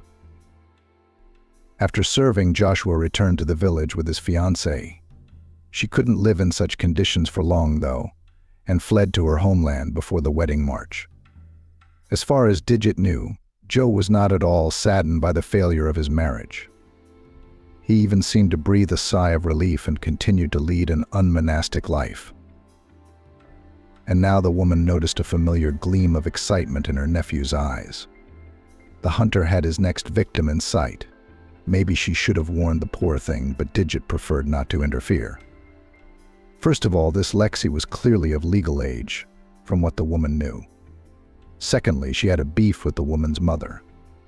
Third, Digit knew her nephew. If he wanted the girl, he would get her. So let them do whatever they wanted, as long as they didn't touch her. Joshua gallantly opened the car door for Lexi, and Digit, watching the couple from the window, realized that the naive-looking young woman would have little chance to resist. Her instincts and experience did not fail her. Joe had really managed to get Lexi to like him, though he had to try harder, of course. Most of the thoughts of the girl, who was hired for a seasonal job at the boarding house, were occupied with the problem of housing. Lexi called her mom to see how she was going to solve the pressing apartment issue. But Tiana pleaded for more time. Daughter, but it's not that simple. We only have a 1-bedroom apartment in the bedroom district of the city, not a mansion on the main street. If you're going to do a 2-bedroom exchange, "It's not going to work," she said almost every time she answered the same thing. Lexi, who monitored virtual bulletin boards in her free time and thought of different options, once couldn't stand it and said, "Mom, and why did you even decide to change our apartment? Think about the fact that this housing you have a marriage. If you decide to divide it and then buy another apartment, then on its part will already be your future husband to claim in case of anything. I think it would be easiest to move Kieran to the apartment that his father Stephen rents to tenants." There was silence on the phone for a few seconds. Lexi guessed that there was some problem she didn't know about and asked directly, "Mom, just answer me honestly, what's going on with your Stephen's apartment? Does he even have one? Or has he been bullshitting you all these years?"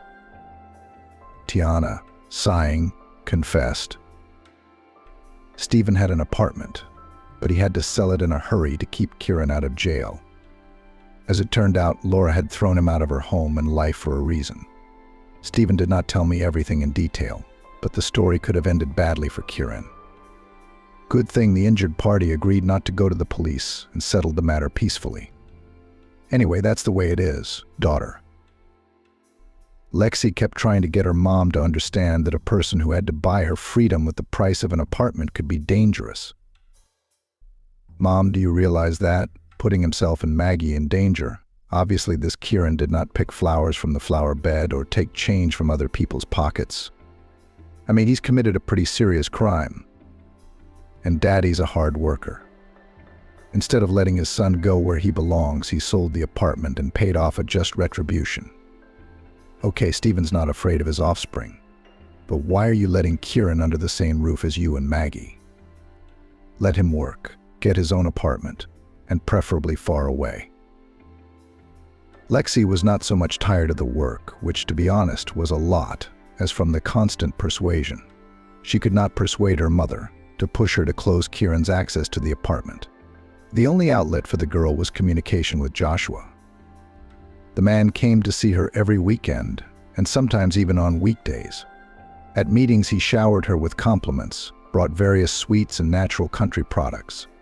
The fewer days left until the end of the last shift, the more Lexi worried, not even knowing what to do. The deciding factor was one of the conversations she had with Joshua, who, hugging her tightly, whispered in her ear, "Ah, Lexi, my love, no other way than a spell lived. How will I be without you? I don't know. Why don't you transfer to a correspondence school and move in with me? I'm out to here. I'll wither away without you. I know you're all high and mighty, but I'm from the bottom of the ladder, as they say." Lexi didn't say anything, but she liked the idea of moving. She felt herself falling in love with this man who cared for her so easily.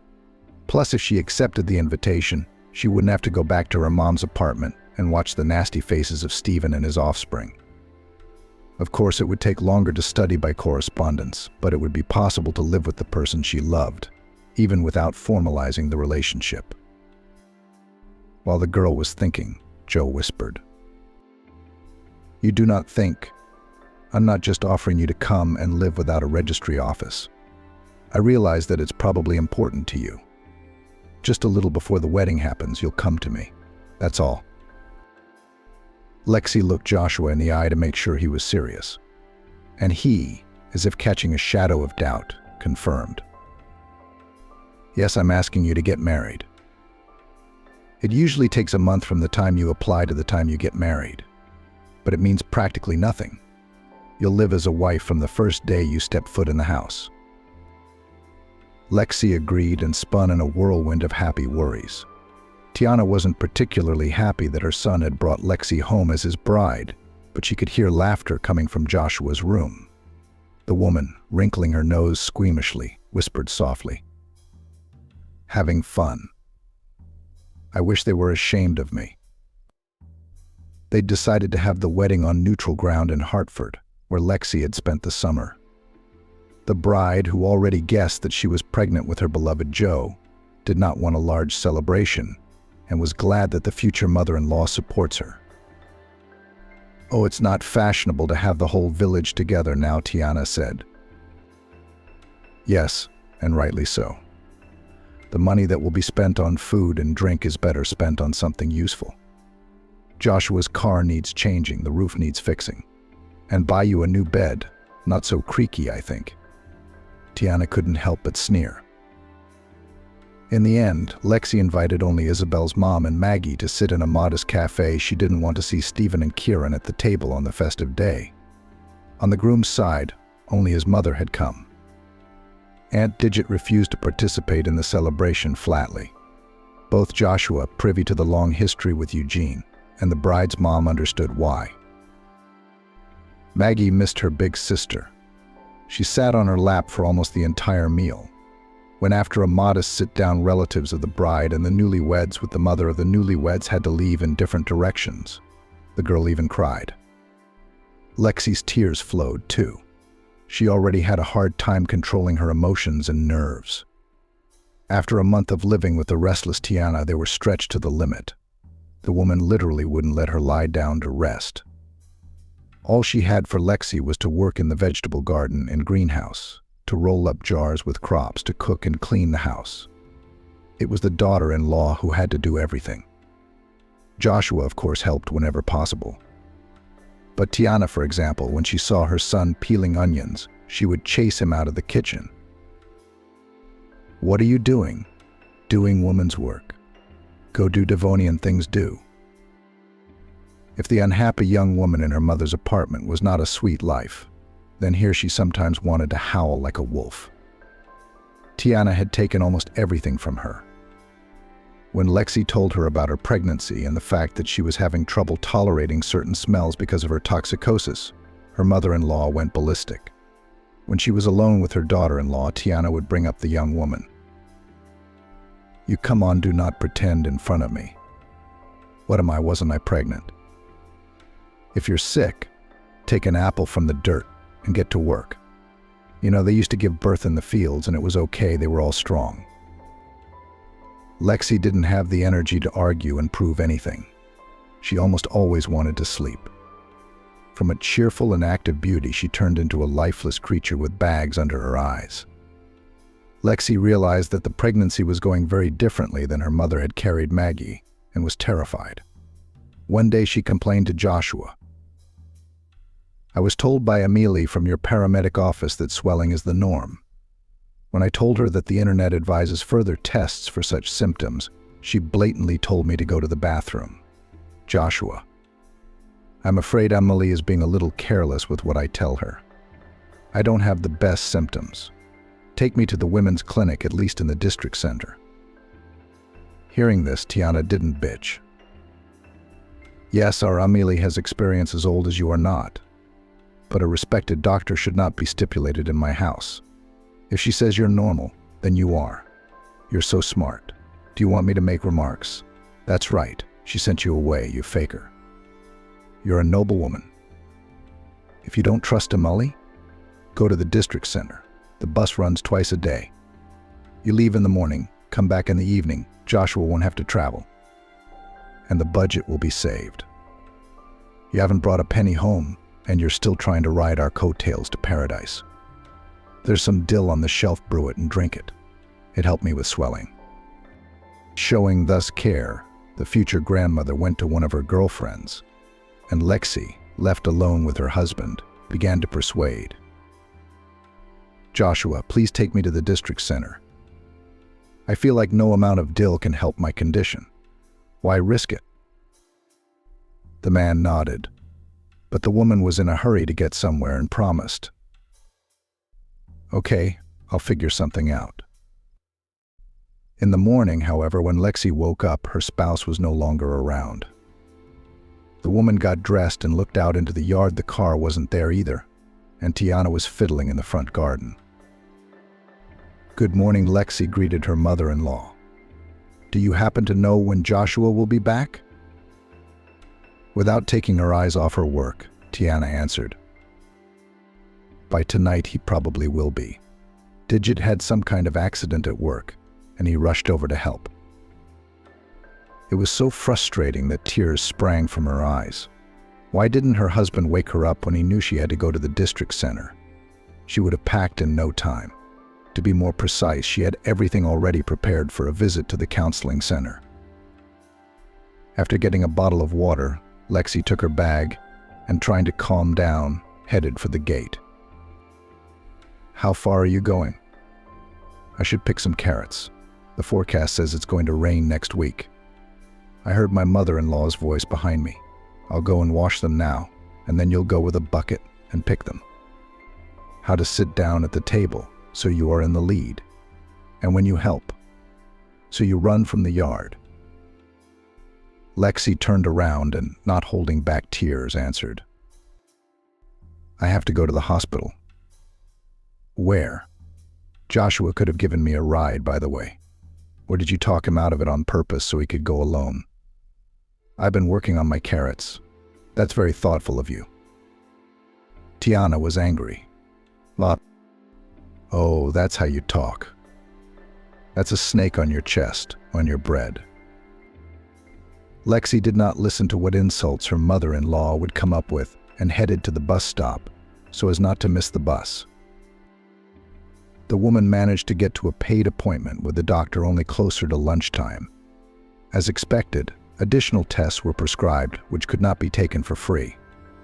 However, the rather young doctor who was in charge of the appointment advised her, "I certainly do not have the right to force you to urgently run and take tests in a paid center. However, when I was in your place, I did exactly that. Now, my son is already 5 years old, just thanks to the timely diagnosed problem and correctly prescribed treatment. It is scary to think what would have happened if things had been different."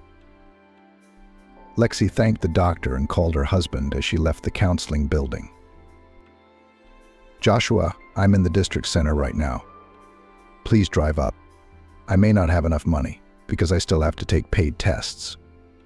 The doctor wasn't exactly scary, but I don't think there's any point in dragging it out now that I'm here.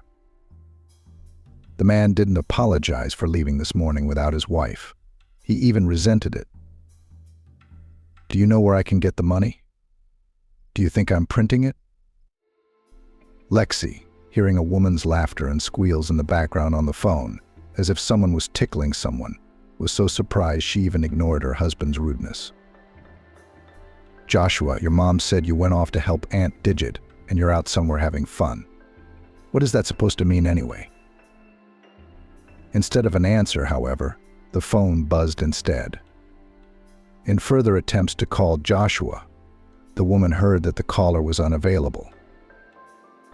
In the paid laboratory, the charming girl who was doing the paperwork asked if Lexi had eaten, made a discount, and after the blood draw even poured hot tea and offered cookies. "Please help yourself. I can imagine how hungry you are. The time is well past 12. Lexi, embarrassed, asked how much tea and cookies would cost, and the girl laughed merrily. "What do you mean? Everything is free. Here is a vase. There are candies. They are, however, tiny but very tasty. Take them. Don't be shy." Lexi modestly took a few pieces, and when she learned that the next day the results would be sent to her email, she thanked the kind girl who had been much more helpful to her than her mother-in-law and husband. Barely had Lexi come up for air when she got a call from Joshua. "Tell me where to pull up. I'm free." Lexi gave the address and was soon driving with her husband toward his village. The tired woman didn't want to cause a scandal, so she offered him a candy bar as a gesture of goodwill. "Try it. A girl from the receptionist's office gave it to me in the laboratory." The man, who was expecting to find out about the relationship, realized that the threat of a quarrel had passed and gladly ate the candy. But Tiana, as soon as Joshua and Lexi crossed the threshold of the house, began to throw thunder and lightning. "Son, that's just outrageous," Tiana exclaimed. "All right, you're off to help Didget. It's the right thing to do, not to leave a relative in need. But after you, this one went off to the middle of nowhere." Lexi tried to defend herself with indignation. "Actually, I told you and Joshua that I was going to the district hospital. By the way, I'm concerned about your grandson's health, Tiana. The doctor said that the test should be taken, and that swelling like I have is not normal." The old woman grinned. These doctors just want to get more money out of you. And it is still unknown whose baby is being carried. Probably slept with half the staff at the boarding house.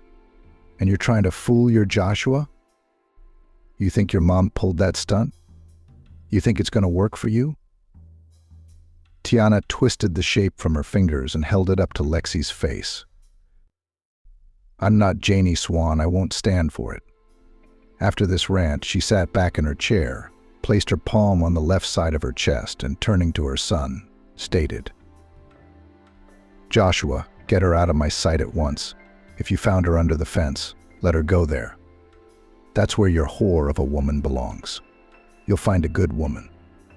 The sooner you get her out of your life, the better. Eugene was messing around with her mom. What's the result?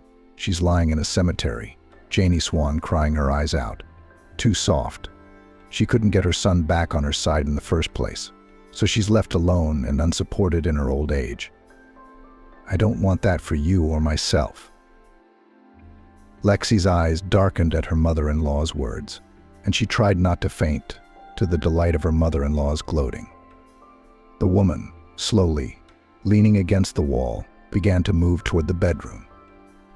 There were no tears, one solid fright caused by an unusual sensation. Her stomach felt strangely cramped, but Lexi knew with her female intuition that it wasn't from hunger. Carefully, trying not to make any sudden movements, she began to put things away. A few minutes later, Joe entered the room and began to coax. Lexi, what are you freaking out? It's not a big deal. Mom's overreacting. She doesn't really think that. Mom's sitting in the kitchen right now, worrying, taking heart drops. Lexi raised her head and looked at her husband. That's it, Joe. I've had enough of this family life. You know, when I had to run away from home, I promised myself that I would never take abuse. But for some reason, I've broken that promise repeatedly to this day. But that's not even the worst part. I'm terribly hurt that you can never say a word in my defense. I was wrong to believe that I could be happy. Lexi had barely spoken those words when another painful spasm pierced her. In a muffled voice, the woman ordered, Get dressed. I don't feel well. Take me to the hospital. Tiana, who, as it turned out, was not sitting in the kitchen, but was eavesdropping on the conversation between the couple, intervened. Why are you helping your son? He just arrived from the district center, and again must take you somewhere. I won't let him go. By God, I won't let him go. Lexi, realizing that the bickering with her mother-in-law could be fatal, was already dialing the emergency number to call an ambulance. The 45 minutes it took for the paramedics to arrive were the longest of the woman's life. The pain would sometimes subside briefly, and then she would continue to gather her belongings. When her insides twisted like a tight spring again, she sat down in the computer chair, opened the back, and tried, despite the urge to curl up, to relax completely and breathe calmly and measuredly. Joshua went against his mother's wishes and volunteered to accompany his wife to the hospital. Tiana only managed to insist that her son ride in the ambulance instead of her own car. Upon waking up from the anesthesia, Lexi felt terribly thirsty and dizzy. Her vision gradually became clearer, but the woman looked around the room and saw empty beds in the corners, as if deepening gray shadows. Lexi blinked hard, and when she opened her eyes, she noted with satisfaction that they were gone. Gradually, the sounds returned as well. Lexi could hear someone pacing up and down the hallway, someone walking behind the wall, someone talking. Somewhere nearby, an elevator was making noise. Taking into account all sorts of devices that came into view, the specific odor of medicines and detergents, Lexi concluded that she was in a hospital. The assumption turned out to be correct. Soon a woman in a medical uniform entered, moistened Lexi's lips with a wet wipe, and greeted her. Welcome back. How are you feeling? Nothing, just very dizzy, Lexi replied hoarsely. My throat is also dry. But that's normal. Anesthesia is a thing. What's your name? Do you remember? Lexi. That's a great name. All right, Lexi? We're going to keep you here for a little while longer and get you back to your room. You're going to be under a doctor's care for a few days, and then home. Excuse me, please, but what about my baby? Lexi asked the most important question, but got a very evasive answer. Lexi, I'm just an anesthesiologist.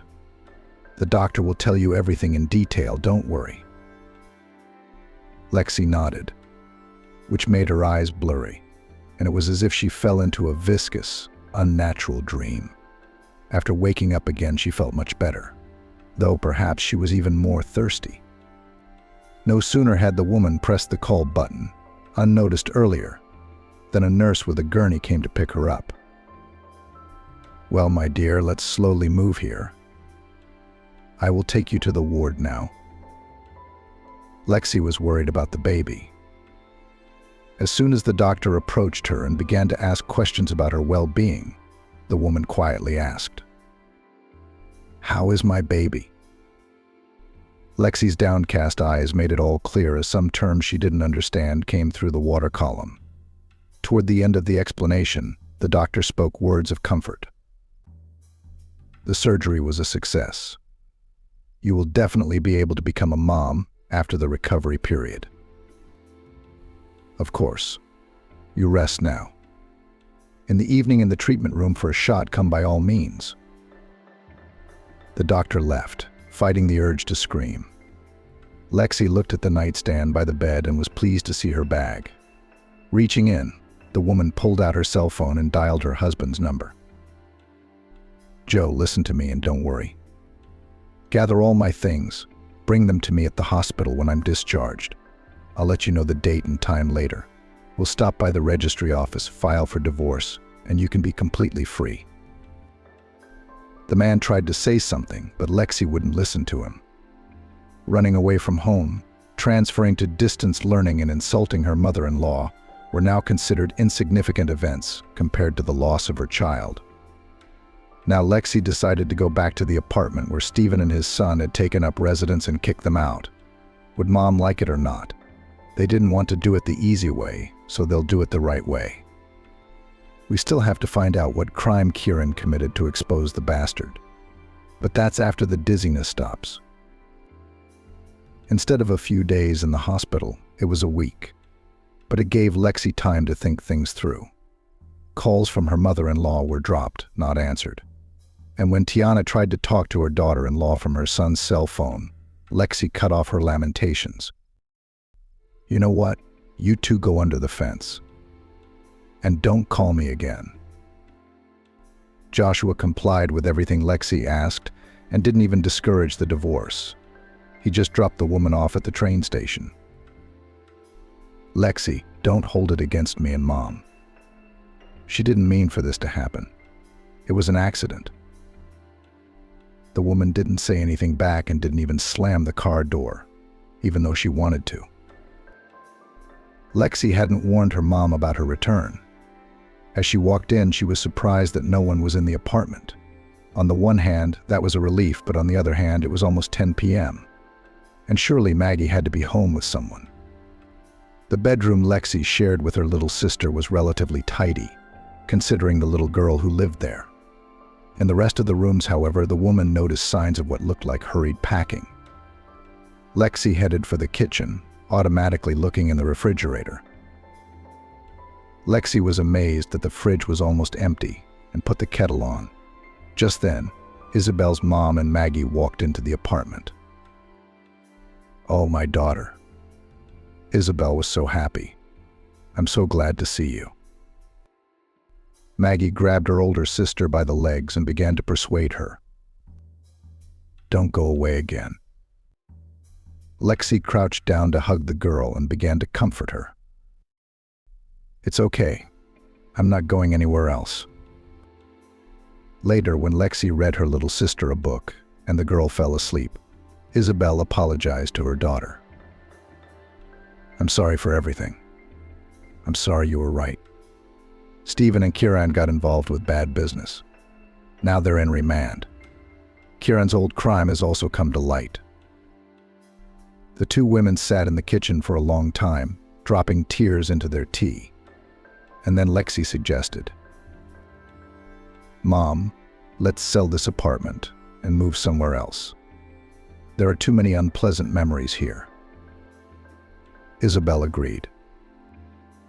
Soon Mom and her two daughters settled in a town 300 kilometers away from home. Lexi transferred to the local university. She also met a nice single neighbor at the front door. She didn't believe in lightning-fast love anymore and agreed to marry Jason only after a few years. Isabel, who had ruined the lives of so many loved ones by marrying Stephen, devoted herself fully to taking care of Maggie and the twins Lexi and her husband had.